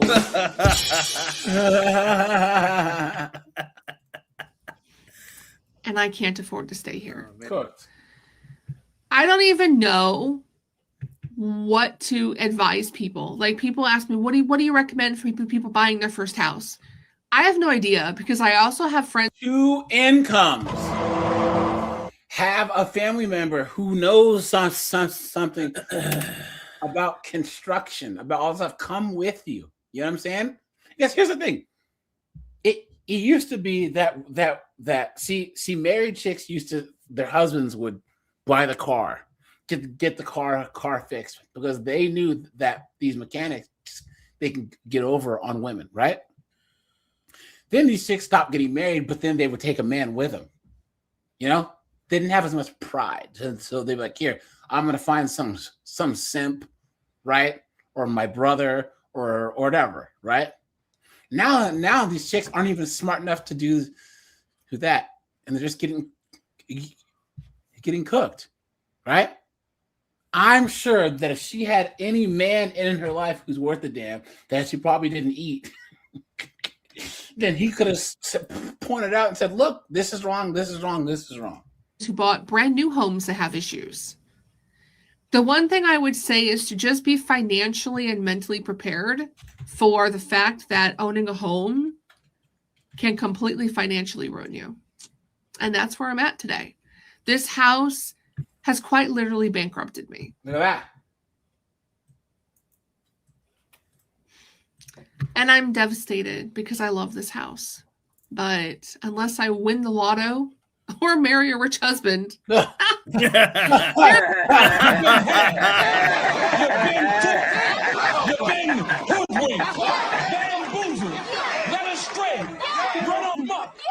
If that happens, guys, I will literally eat my socks. I'm dead ass serious. Come on, man. There's no way I can possibly fix all the things wrong here. So anyway, that's all I got. Happy holidays. Cooked.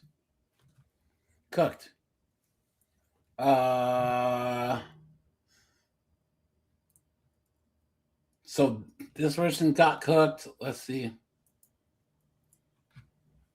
All right, let's see if we can go through her.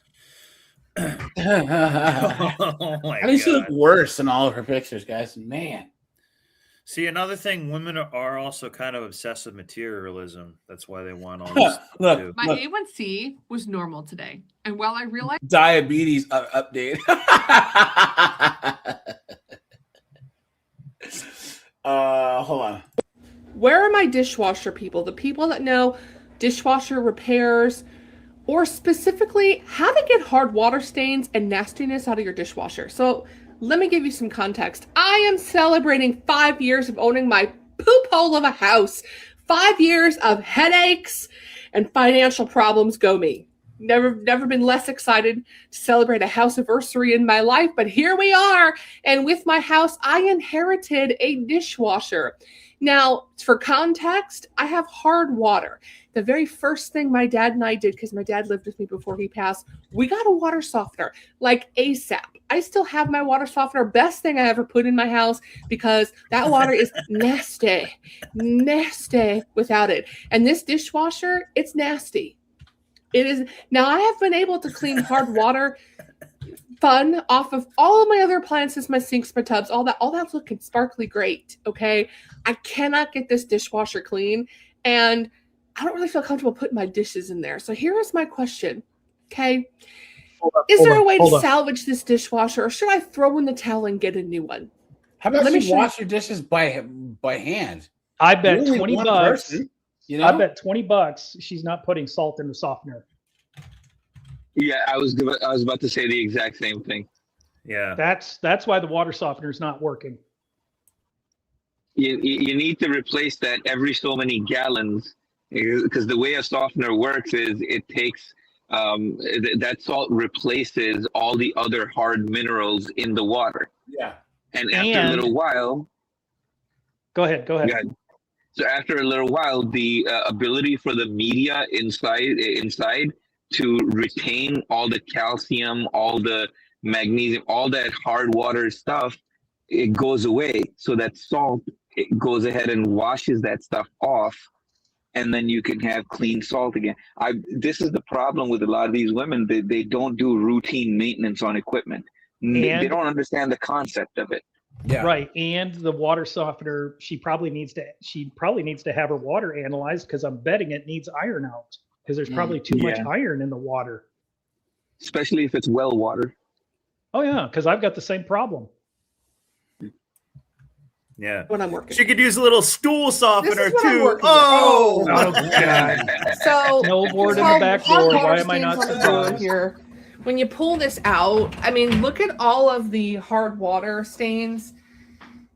I mean, all of this, even like over here, all of this. You know what'll fix all that? hard water. Citric acid. All she has to do, because I have the same issue because I don't have my water softener installed yet. And all I do is put a little bit of citric acid in with the dishwash and it cleans it right up. So hers, it would probably take about 6 months. But I'm not telling her that. I have an That's issue. Snowboard's My department. sink is leaking in the kitchen. And I want to know where are my plumber people that can walk me through this step by step like I'm stupid on how to fix it. Because I'm pretty sure that what this is just a bad seal or a bad connection. And I don't get paid until Monday. It's not a big deal because it's a very minor leak. The only reason I noticed it is because I had a sink full of water doing dishes and it all came pouring out onto my floor. But number one, I feel like it's an easy fix. And number two, I don't have money really to call a plumber right now to fix it. So if I can DIY it, I would love to. You have a house. They're so dumb. So let me show you what I've got. Okay, excuse the sound of the water. I have it running so that you guys can see the leak. All right, here we go. We're going in. This is where it's dripping. This right here is where it's dripping from. Now, it appears to be coming from this connection because that's where you can see the mold. Sorry, it's blurry.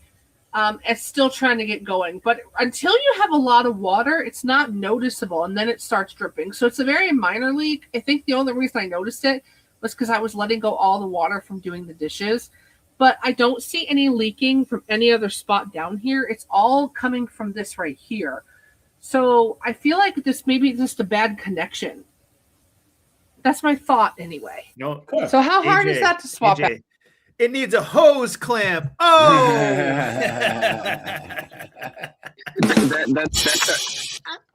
That's a $1 fix for somebody who knows what they're doing. I could literally fix that with $1 worth of flux tape. That's it. Yeah. Yep. The only thing this chick uses $1 for is a dollar menu at McDonald's. You know what I'm saying? Come on. Come on. What is going on here? This chick is so cooked. She's so cooked. How about that $5 footlong though? She's so cooked, guys. She's so cooked. You just have to laugh. You have to. This is what they voted for. This is what they wanted, man. What a joke. Okay. Here we go. Hello. I want to set the record straight for the situation that I am living in. So I bought a house that I couldn't afford about 3 years ago. And she's a nurse too, guys, and we all know what that means. You tell her she's a goddamn whore. Guys, stop. Take a second. Hit the like button, guys. Let's try and do 200 likes. Let's try that, guys. And let me give you a little bit more details than that, like the full story. So I put my house on the market in May of 2022. And in order to put my house on the market, we had to get out of the house because I have 3 children. There are 5 of us that are living in a house, and it was just impossible to keep clean and to be able to show the house while we were living there. So we went on a remote camping trip, something cheap, got out of the house, and we were away from any sort of cell signal. While we were gone, we sold the house, yay! But also, the interest rates doubled essentially. We had like a 2.5% interest rate, and interest rates went to 5.5%. Moron. When we got back and rejoined society. So we had a very, very, very, very small area of That land. happened to a lot of people, guys. They got into these homes during the cough and got these super low interest rates, right? But now Sounds it's like they got an arm. Yeah, but now, like, where are you gonna? No. You remember the? Okay. Yeah. During the cough, people were getting. They've got the golden handcuffs. Yes. Yep. That's what I was talking about earlier. Like the guy who said, location. I want to strangle that person. It's not location. It's timing. She sold her house at beautiful timing, but I'll tell you, she needed to have a plan for where she was going to go. Like when I sold mine, I knew exactly where my profit was going to go, and that I'm going to rent for the next 7 years, wait for the market to come down to the bottom. Yeah. Yep. But the other challenge is did she sell and move up in house? Because that's what these people have this tendency to do, thinking that they're smart. But they can't even really get into a house because of the interest rates. You know what I mean? Yeah, but why did they sell to begin with? I don't know. She said that they couldn't afford it. So you can't afford it and you sell it. Where are you going to live? I don't know. They're cooked. They're cooked. Adventure. Hey, thanks for the membership, man. Appreciate the support, my friend.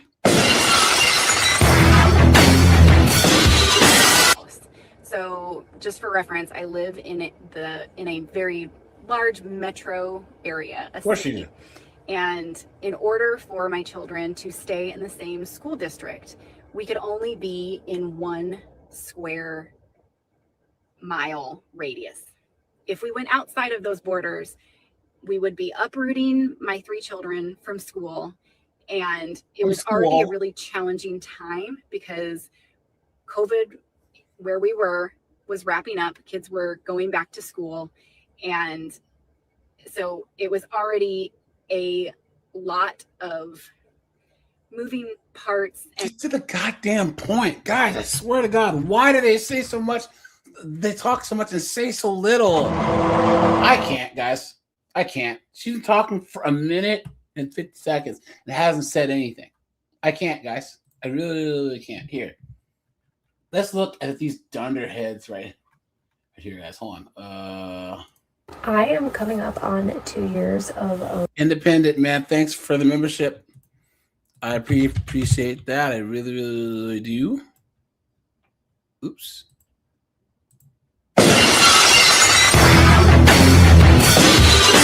owning my house, and there's definitely a lot of things I didn't consider when going to buy it that I now definitely regret. Number one, neighborhood over everything. The area and the location is the most important factor. The neighborhood I purchased my house in there you go, Larry. was in neither of my top 2 or 3 neighborhoods in Minneapolis, and I should never have veered away from them. My house in those neighborhoods would have been like $100,000 more, so it would have been out of my budget. And I wish I would have just like stepped back and figured out how to make that work, because right now I'd rather be paying any amount of money more to be living in one of those neighborhoods. Second regret. Yes. So you're gonna abracadabra $100,000 out of your butt? Like, what are you talking about? Is I didn't really consider how big the yard was. My house is on like a double long lot. So my yard is huge and it is way too much work for just me. And so I have to hire. I thought you were a strong and independent chick, right, guys? I thought she was strong and independent. I am woman in the Lord, in numbers too big to ignore. You better push that mower. What's wrong with you?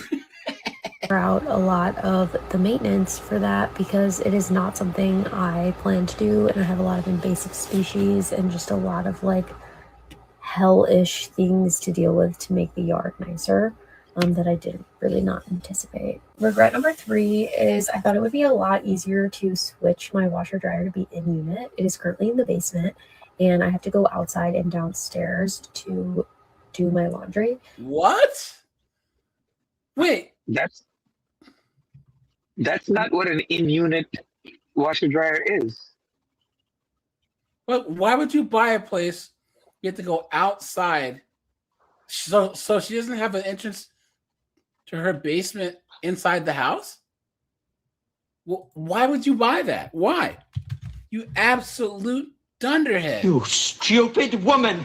And in the winter, I basically just don't do my laundry because there's a huge barrier for me to have to go outside when it's like negative whatever degrees and put on my boots, my snow boots, there's ice, and do all this stuff just to do my laundry. And then I had the perfect place to put my washer and dryer, but it is going to cost a good chunk of change to make that happen. So it's just fallen to the bottom of the priority list. And I think for how much money I'm paying to own a home and have a mortgage, I wish I would have considered those little livability things a little bit more. There's definitely more like little tedious things I think I regret, or nitpicky, should I say, things I regret that I didn't look for when I was buying my house. that I think I'll talk about more in the future. But yeah, if you're house shopping, location, laundry, and your yard, definitely think about those things. Dumbass. Well, there you go, guys. This is Modern Women for you, right here. I'm going to say it. It might be a little controversial, but I'm going to say it. I don't think buying a house is all it's cracked up to be. I don't. I said it. There is so much pressure to settle down to buy a house, especially when you have children. And I just want to say it's not that easy for everybody. I think it's easier to settle down and find and like stay put when you have family or like you're super close with your family, like you have a hometown. Does that make sense? I'm so thankful for our house and so thankful that our kids have so much land to just run free. However, we know we won't be here forever. So I know. I thought this was going to be forever. We thought so too. But we live in an area where the schools are horrible, bad. You mean America? You mean just like just regular America, you know? Bad. I will never send my kids to school here. So if I ever want to put our kids in school, we have to move somewhere else where the schools are better. Living in the woods is great, but it is hard being a mother. And I will say I miss the community. I miss walking around. I miss the community pool, the community park. So in 5 years or whatever, I hope that we can find something that makes Tyler and I both happy. And I'm not really sure I want to buy another house for a very long time. So dumbass. I'm in the process of buying my very first house as a 28-year-old with no kids. I'm not married. I am in a relationship. I close in 7 days, and I feel like I should be super excited right now and happy, but in reality, I am terrified. And I am so nervous, and I want to back out, but it is literally way too late in the process for me to back out. And I've missed my last chance to do that. And so now I am just like sitting here and regretting my decision, but we're just gonna have to make it work. We're gonna have to figure it out. And yeah, I'm gonna be house poor. Like, I don't know how I'm gonna afford food. I don't know how I'm gonna afford gas. I don't know. Look at this, guys. Huh. I know how she can get some side work. Look at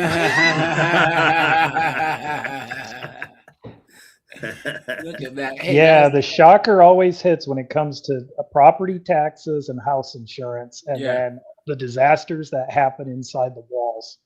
Well, we all know, guys, there's always the...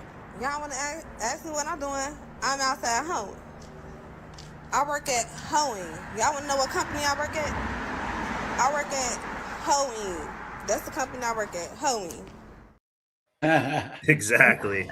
I don't know what I'm doing. Who let me do this? Who let me do this? Dumbass. Look at that. Hey, OF is always hiring. You know what I'm saying? Yeah. Oh. Look. Well.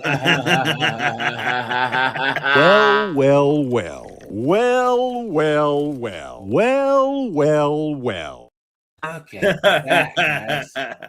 And this chick's pretty too. She was probably hotter before she had the baby and got tattoos. You know? But man, what a joke. What a joke, man. Wow. I'm in the process of... Come on, guys. A couple more of these. I'm going to keep it 100%. Home ownership is not what I expected it to be. Honestly, if I had my time back, I would never in a million years have bought a condo. I regret it so much. It's one of the biggest regrets of my life. Hit the like button, guys. We're almost at 200 likes. Hold up. Go. Condos have always been always, yes. Very bad. Mm-hmm. Look what's happening in Florida right now. They're after that one condo collapsed. Now they're going back and they're having to assess all the residents. So for those who don't know, here's the issue with condos. You get a bunch of old people that buy in, and then they don't want to raise the condo rates to perform maintenance because they're trying to play the long game of that they're going to kick the bucket and then the buck's going to get passed on to somebody else. Yeah. And that's what happened in Florida. And now Florida is they've had to go through and force all the condos to start getting money from people to go back and do a lot of deferred maintenance work on these condos. Yeah. Stay away from a frickin' condo because again, it's nothing is more expensive than a cheap condo. But they call those homes. So when women buy those, they say that they're outpacing us men, outperforming us men, and buying more homes. It's just wicked. Yeah. So. Renting, you have that like stress-free, no worry in the world. If something in my condo breaks, it's my responsibility to fix that issue. If I'm renting, I just call up my property manager, landlord, whoever, and just say, hey, this is broken, this appliance isn't working. It's their responsibility to send somebody in and fix that ASAP. When you're a homeowner, you're the one that has to do the research on finding someone to come in. You're the one that has to take the time and make sure everything's working smoothly. It's such a headache.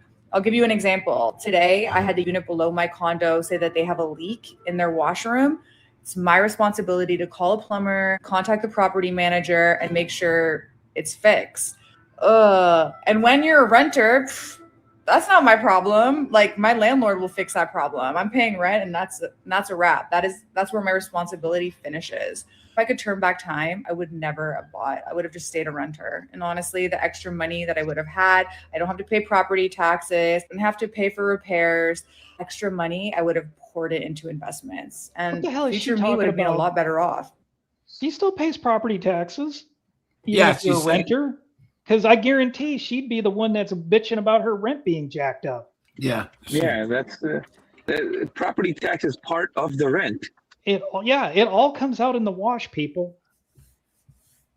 Just something to keep in mind. Home ownership the grass isn't always greener on the other side. You don't even have a real home, you dunderhead. Come on. And man. even being I a regret buying renter, this you can find people with horror stories about renting where the landlord won't fix anything. Yeah. house. It's like, That's what I've been. those buildings that collapse in Miami. Right. Was insured by Larry Silverstein. Oh!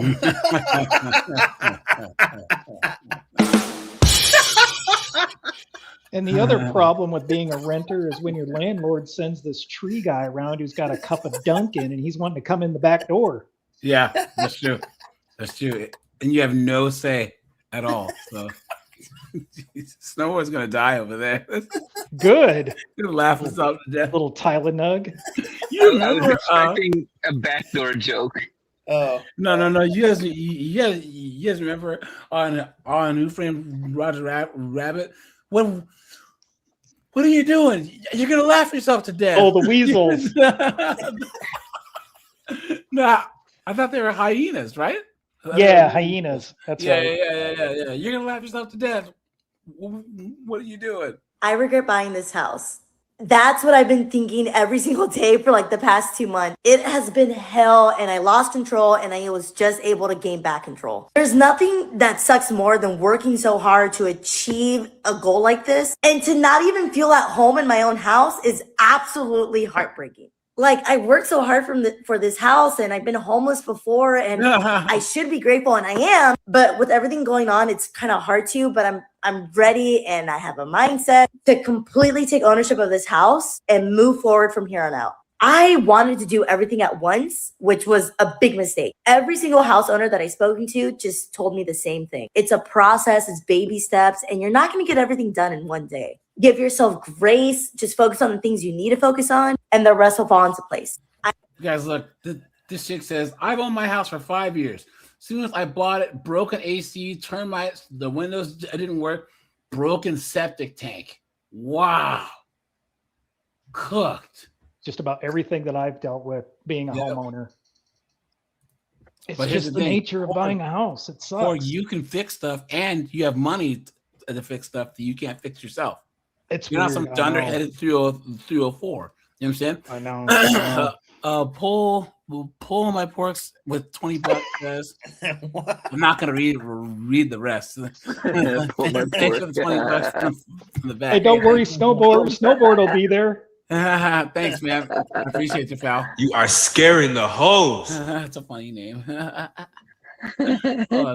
I'm going to. I bought a house at 22 years old and I regret it. So let me tell you why. So we thought that we were going to buy a house to begin our investment journey, but let me tell you something. There you go.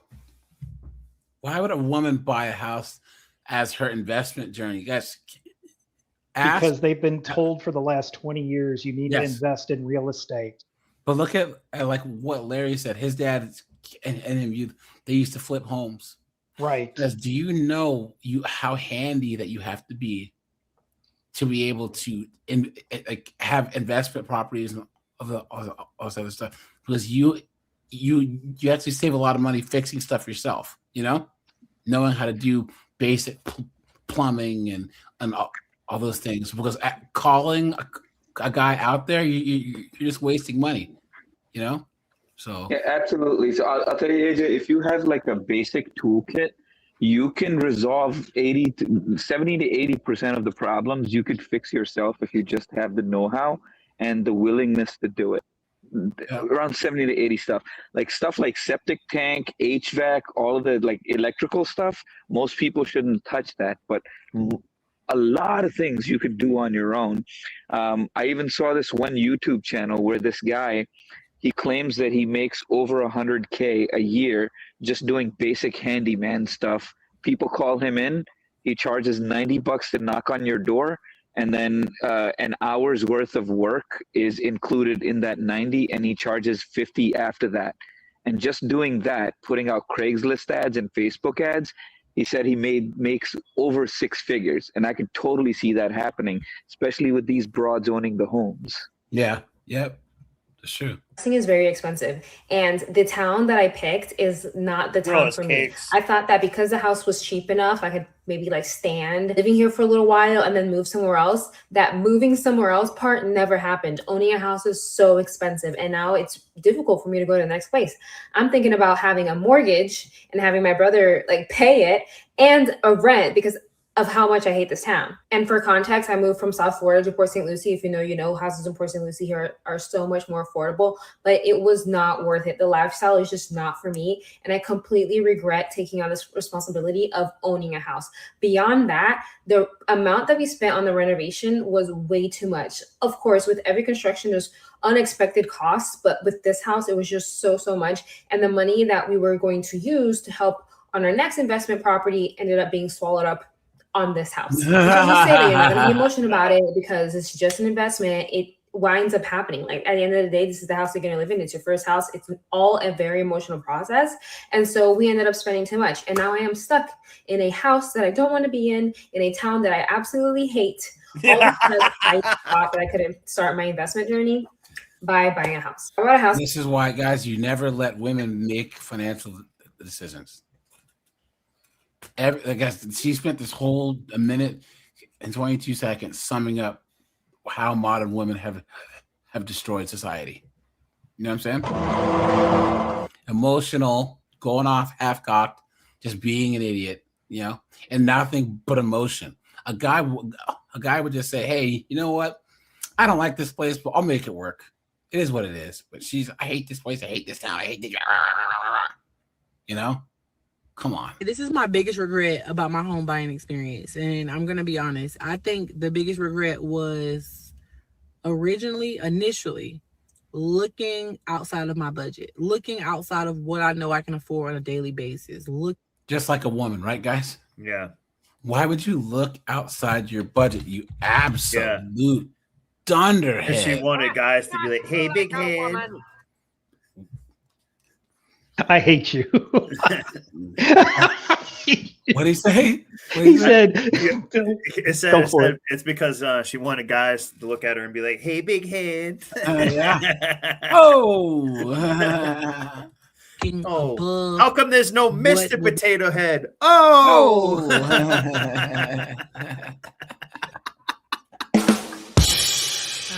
Be comfortable for me because I wanted to satisfy the idea of the type of house that I want instead of getting what I could afford at first. But I ended up buying a house less than $200,000. But the houses that I were looking at originally, because I was pre-approved for them, did not mean I can afford them. Go back.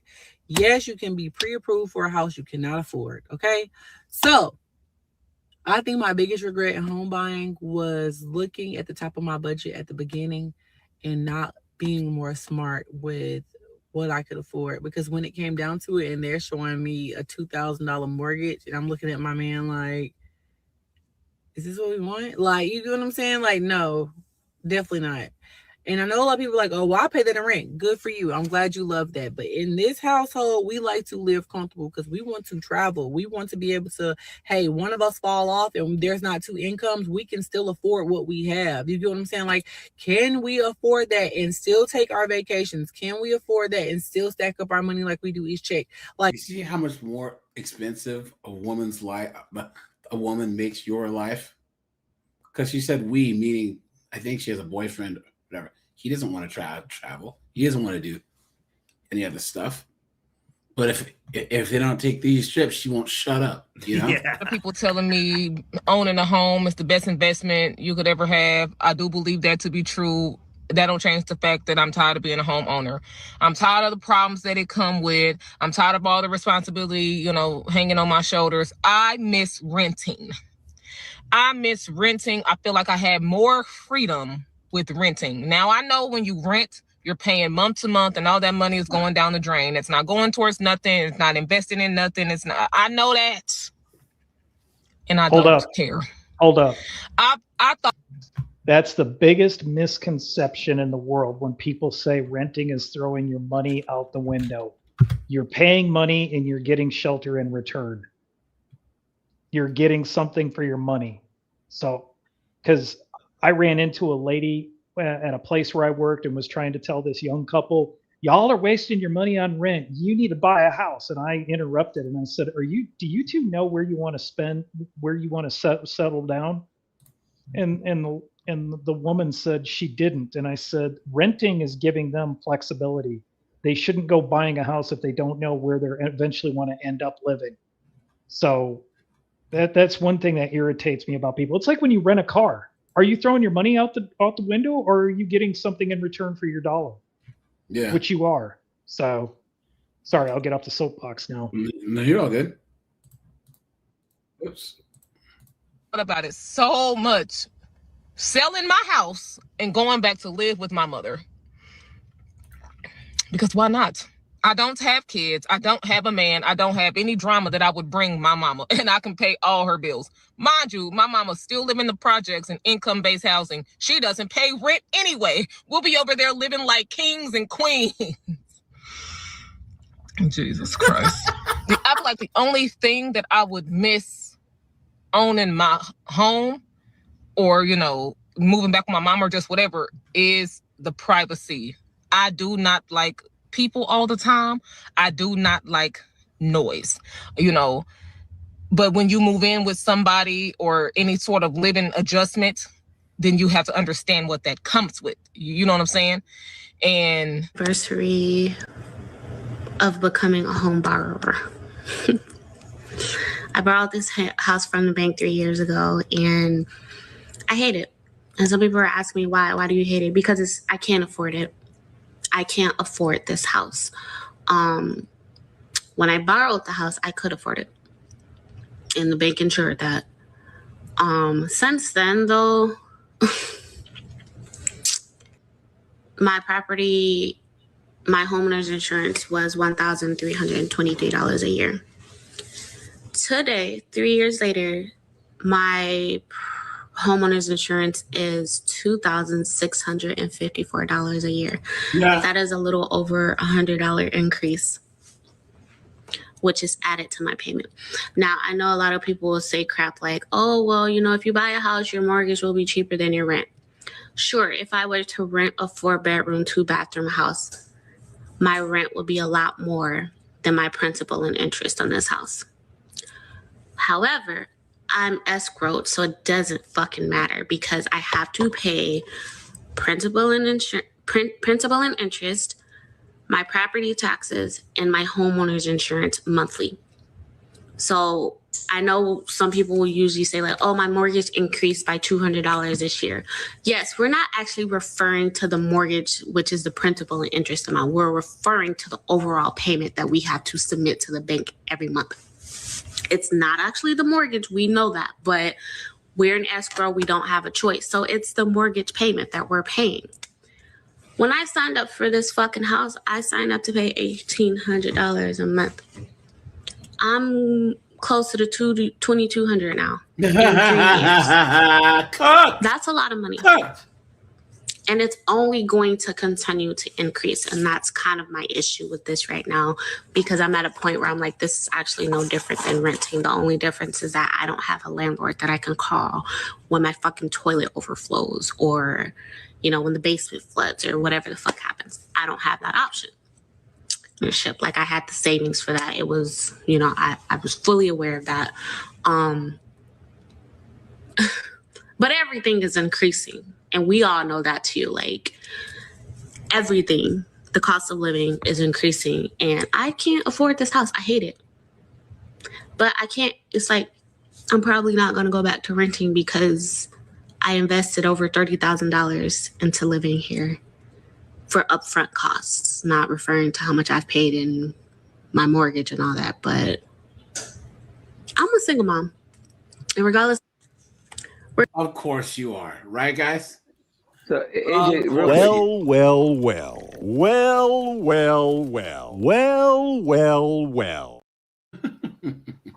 How long did she say she owned this house? A couple of years.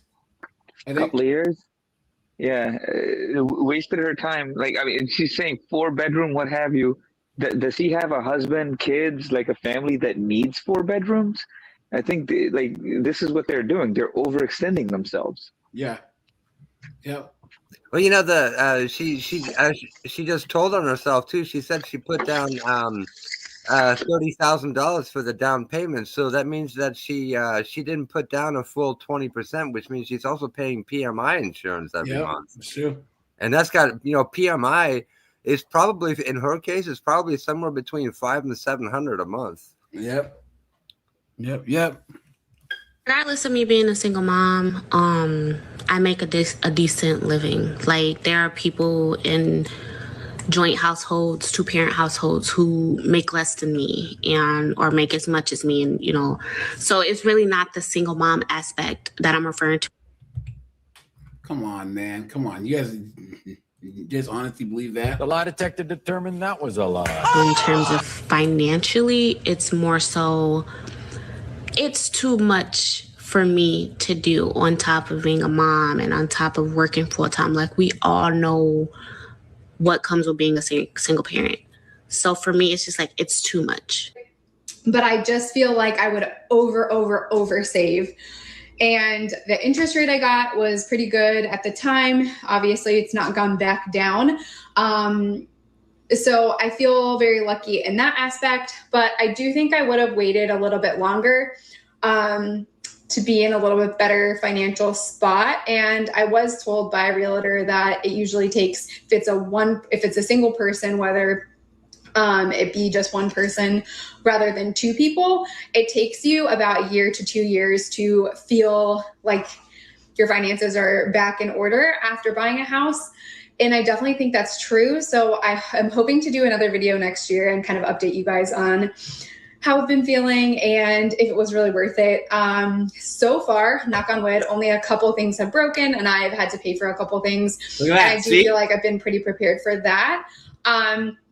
But I would definitely say if you're wanting to buy a house, especially as a single person, or if you're saving money to buy a house, definitely oversave and make sure you know all the hidden fees that are associated with it, because people won't tell you what the actual breakdown of all the fees that are associated with buying a house. And I made a really good post the last year when I bought my house about how much my house actually costs. It was a $300,000 house. So like how much I actually had to pay for that, as opposed to like what people will try to tell you to get you into a house. So make sure you use resources like that. People telling me that, guys, we'll do. I regret buying a house. I regret it a lot. If I could go back to January 2022, I would tell that girl, do not. All the unexpected costs that I keep running into, I mean, it always sounds good. Oh yeah, your mortgage is only going to be $1,000 until they reevaluate your property taxes. Your AC is going to go out. You don't want to know how much that costs. And she probably wasn't prepared. She got excited about it. And those are the ones that I honestly worry about is they show up on a Saturday morning and all of a sudden they're going to go buy a home today. They qualify and they go do it without being truly prepared on what they're going to get into. Buying a house is one of the best things you can do for your finances, for yourself, for your family. But if you're not ready for that, if you don't understand the budget that goes around that, you have a house payment, you have electrical, gas, water, sewer, trash, all those things that come with owning a home plus repairs, then you're not ready yet. As part of our consultations with every client, we talk about those things. You can qualify for this, but you really should think about a lot of these chicks just get cooked. This is the last yeah, but I'll say it again. There is nothing like making that last house payment. Yeah, guys, sorry, this chick's voice is super annoying, and this is a Gymshark shirt, and this is like $130 shirt right here. So she's obviously not smart with her money. To know how fucking horrible homeownership is, or can understand the fucking pain behind it sometimes. Oh, okay, where do I start? Hi, I'm Morgan. I'm 24. I own a home. I know it's a unicorn situation. It's cool. It's great. I know it's a home. I know it's a unicorn. Sorry, guys. Morgan. I'm 24. I own a home. I know it's a unicorn situation. It's cool. It's great. It's dandy. It's whatever. I have had a leaking water heater for probably a week and a half now. And I know some of you are going to be like, Morgan, that's way too long. I know. Sorry, But guys, it slowly progressed. It got worse over time. I just put towels up under it and just gathered it toward the front. And was like, Look at if I step up the water and figure out what the problem is, it'll be fine. That's the point where it was getting like. Look at that, guys. Larry knows the same thing that I'm gonna say is wait till that thing lets loose. Yeah. Oh my God, that thing's about to flood the whole freaking house. Yup.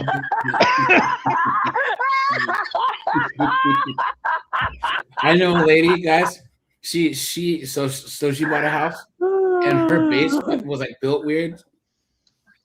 So they put this like custom sized water heater. Like it's like a one that you can't just like order. And the way that it was set up, like she had to order another one of those, but she couldn't afford it.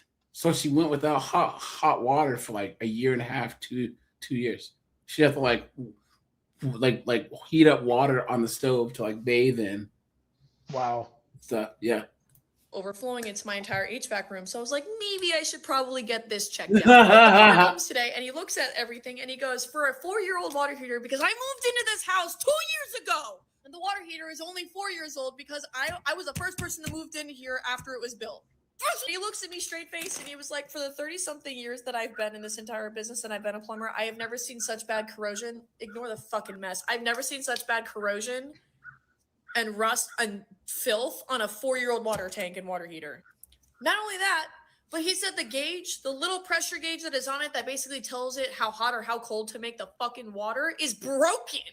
Completely broken. Oh, which makes sense because every other person that's come in my house that's washed their hands at my kitchen sink is like, oh, 0 to hero. Every single time they wash their hands, like, Morgan, why is your shit so hot? And I was like, I don't know. I guess that's just how it is. And so I turned the gauge down. It's not fucking helping anymore. So now he was like, I can replace just the drip pipe and I can replace just the tray, but I recommend replacing the whole thing because it's a gas heated, whatever.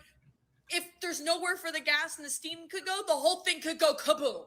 And I just got the quote that man's for it. right. That man's 100% right. Everything. How are y'all paying all these fucking homeowner bills and fixing all this shit? Are you all strippers? Are you all winning the lottery every single month? Because how the fuck? I can't. Guys, I don't think I can thug this one out. What a dunderhead, man.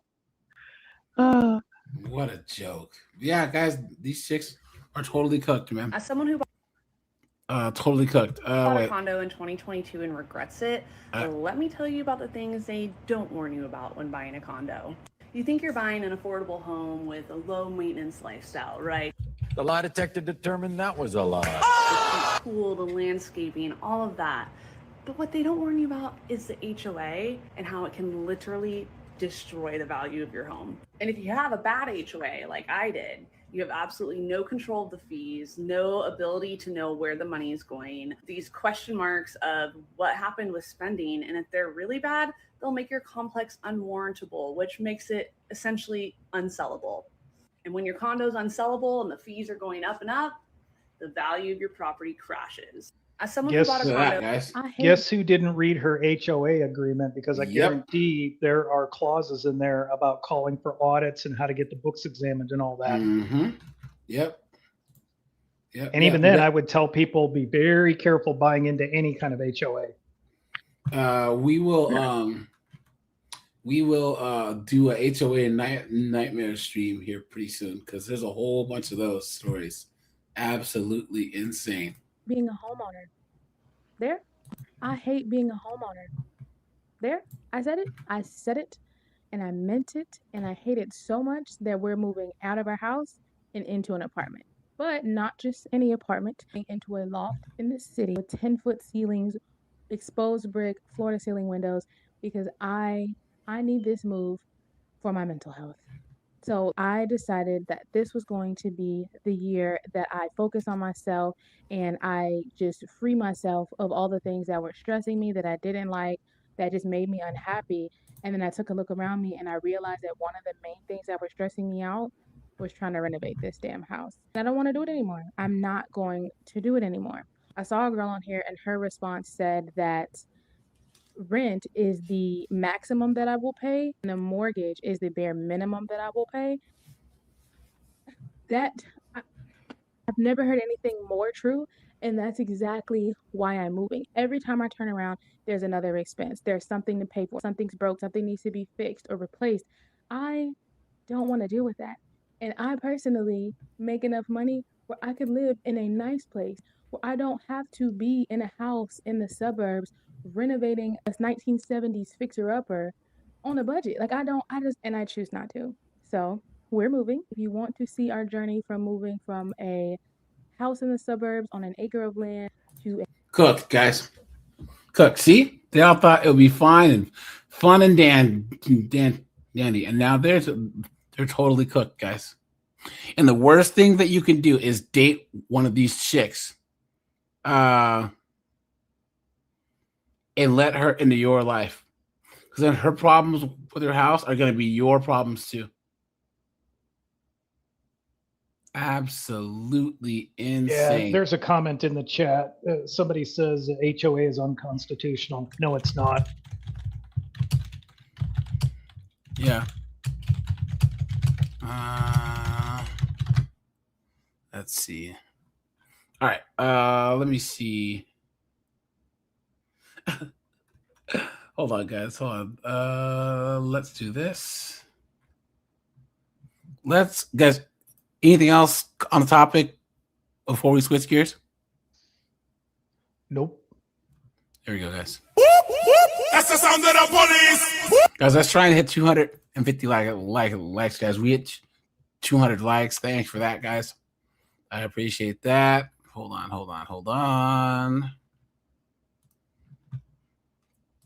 Here we go. Watch this. Good.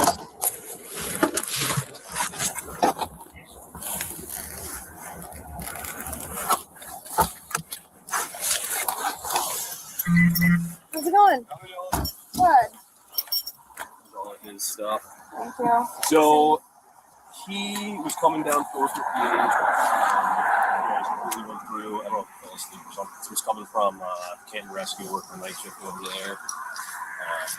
Yeah, I got recourse on the way. Okay. So, Are you the driver? yes.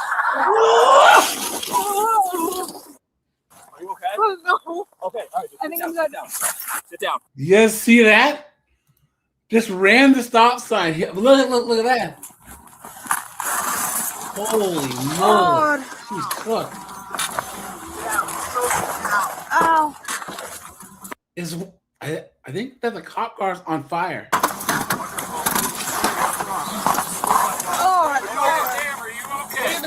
I think I'm fine. No, that's dust from the airbags.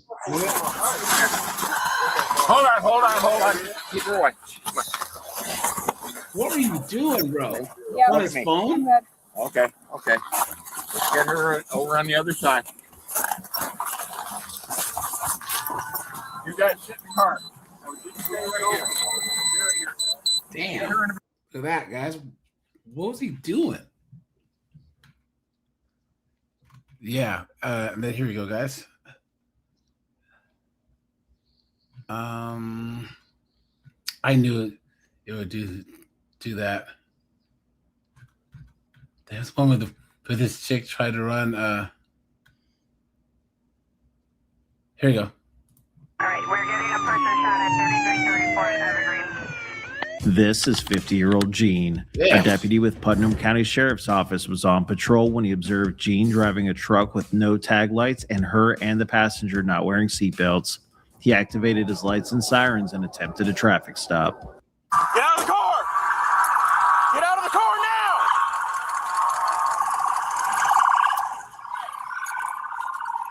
Stop the car!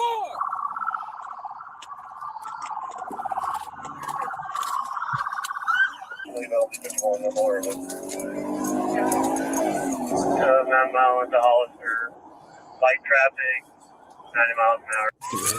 We're still at 31. Somebody's open. Pretty good that we're still at 31. Show me your hands!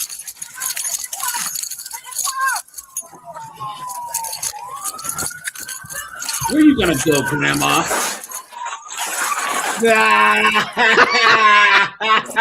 You missed. You missed. Oh, there it is. It's the most wonderful time of the year. Let's go.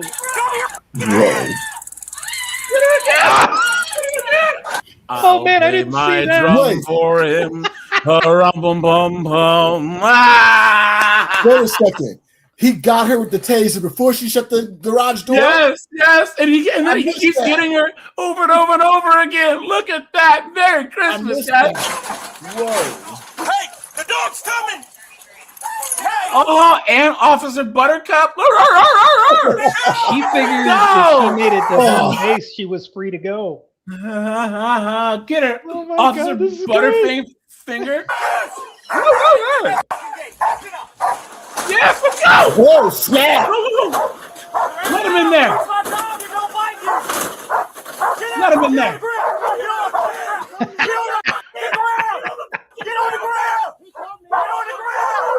Please let that dog loose on him, dude. Let's go.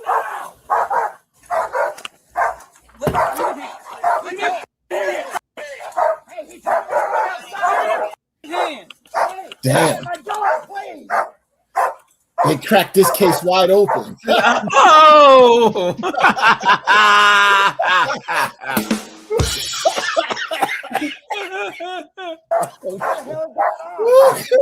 You're assisting her to get in the house. No, I didn't know what was going on.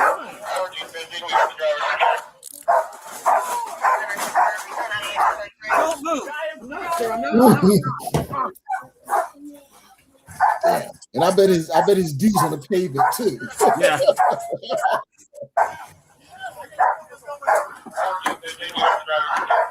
Open the door!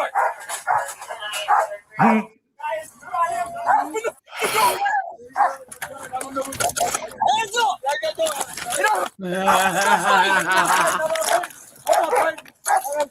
I didn't know she was doing that. I don't have nothing wrong. I wanted to know, sir. I put my hands up immediately. I didn't know she was going to do that. She just about tried to kill us. Yo, white people don't believe in belts. I'll tell you guys once again, guys.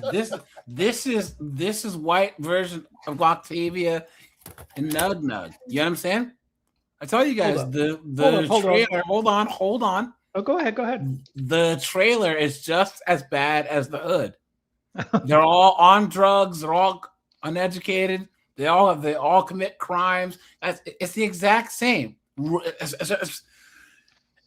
Especially rural white America, like deep white. There's meth and pills and it's nuts.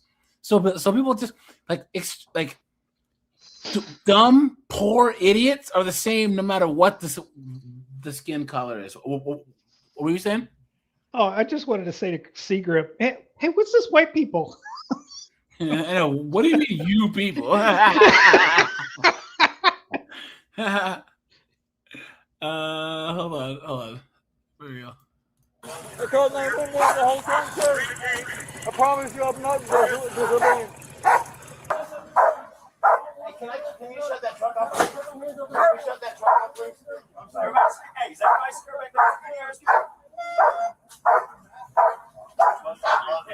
Good boy. Good boy, buddy. Good boy, buddy.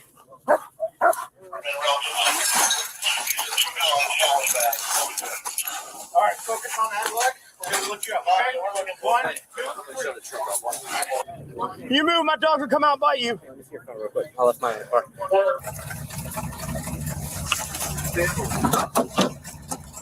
I can't reach it. Hey, catch.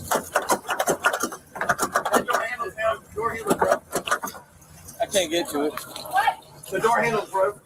I tried to reach it, Jared. I can't get in there. That other fucking door is broke. Had anything about the window? Yeah, you're good, buddy. There we go. Hey, I'm Randy Hill. I called the cops. All right, the whole time, they ran up. I had my hands to the glass right there at the store. I'm just cashing my check. Right. I just got off of work. I didn't know you can do anything. Hey, you were headed to a job interview. Got it. Who is she? What's your name? Say it again. G or J. All right, where'd the taser hit you? Did you taser too? I tasered her. Well, there's one I got her in the back. I think I hit her in the side. Here.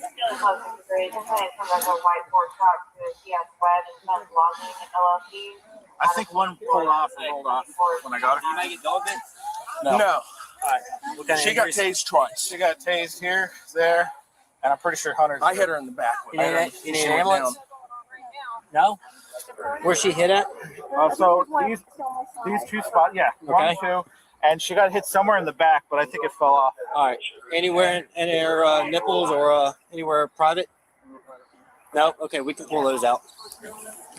But yeah, I didn't know. I was cashing my check. She was my ride picking me up from work. I just got off work. Are you okay? Do you need an ambulance? I'm scared to death, dude. She just tried to throw us through. I can't breathe. Do you need an ambulance? Yes, sir. You don't need an ambulance? All right, I'm gonna roll you on your butt, okay? Yes, sir. All right. Roll this way and sit up. There you go. We're past the teasing, guys. Let's see if we can do. And this woman rained down all this crap on them. Here we go. Oh wait, I think we've already seen this one.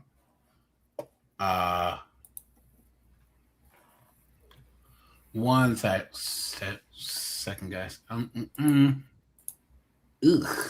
Mark, hey, real quick moment of your time. You mind telling me what happened? What you saw? Well, she was in here and she fell down. Okay. So there's a couple of them that helped her up, and then she started getting violent. I went around there to try to tell her, look. Violent with the people helping her and all that? Yeah. And she just kept saying, fuck you, started swinging on people. We're like grabbing her by her wrist to try to keep her from hitting people. And she just kept up, and then, you know, she all the way out the gate. And when did she try hitting Brian? You saw that? I didn't see that last night. He said last night she smacked him across. But what about today when you? Tonight when you grabbed her arm. Oh yeah, I grabbed the arm as she was trying to go. As she was starting to swing, that's when I grabbed her arm and stuff. So all right, yeah. All right. Today you did the same thing. All right, so I know because she fell at the bar. All right, so you need to go and stay in your trailer. Sleep it off. All right, do not come out. Do not. Please don't keep on drinking because I really don't want to have to come back here and ruin your vacation. You see what I'm saying? I know you're awake. I know I heard you moving around, so I'm asking you that. I'm going to go talk to you about the same thing because if you come back out here, there's going to be more issues. So I beg and plead with you, call it a night, be done, and move on from this, okay? We relocated into the American. Okay. I'll go talk to you. If you want to throw her back in there, I'll come talk to you real quick. Well, yeah, sorry. It's not. I got you. Her I know. uncle passed away, and it's been a rough 2 days. Now, do you guys see? He gave her every opportunity to just stay in the trailer and shut up. But well, here's the other thing. People talk about defunding the police this. look, there are more. In my heart of hearts, I truly believe there are way more good cops out here than bad cops. And at the end of the day, they don't want to F up your world or anything along those lines. Well, they don't want to even do the paperwork, though. Like, exactly. They don't want to arrest you. They don't want to do the paperwork. Exactly. You know? And I've seen too many occasions. Now I'm sick to my stomach. I'm eating right now, AJ. Damn. That's a huge bitch.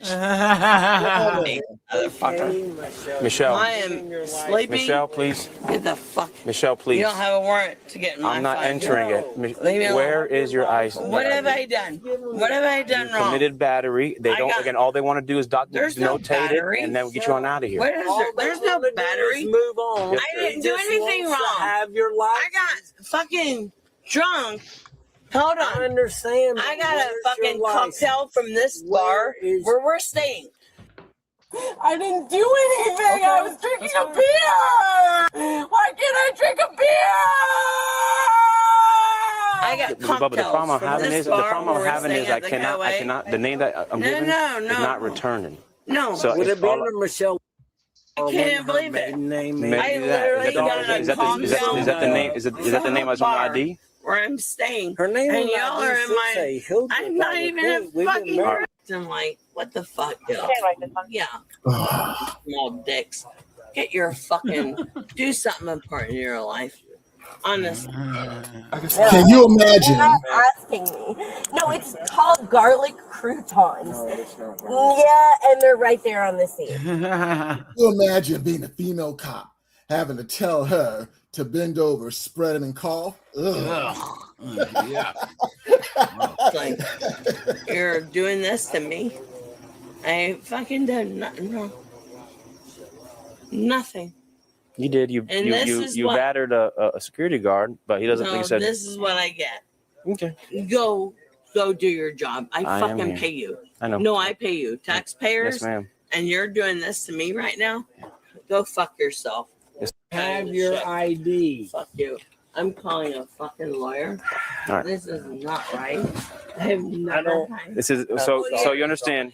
I don't have her ID. Military shit. So Get the shut. Get your fucking hands off my Michelle.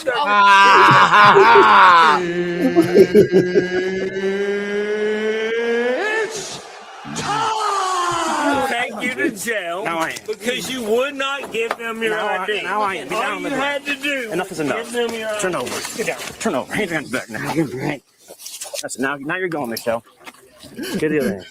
AJ. Trying to hit me with the door. I'm a channel member, and I pay your bill. So dumb, dude. Like, these women, guys, they act like there's some invisible force field around them. Just look at that. All right. She's pissing on herself. Watch out. Ah! Oh no! Oh no! And you know it stinks. Disgusting. What are you doing? Somebody's You can get one more. People pay extra for that.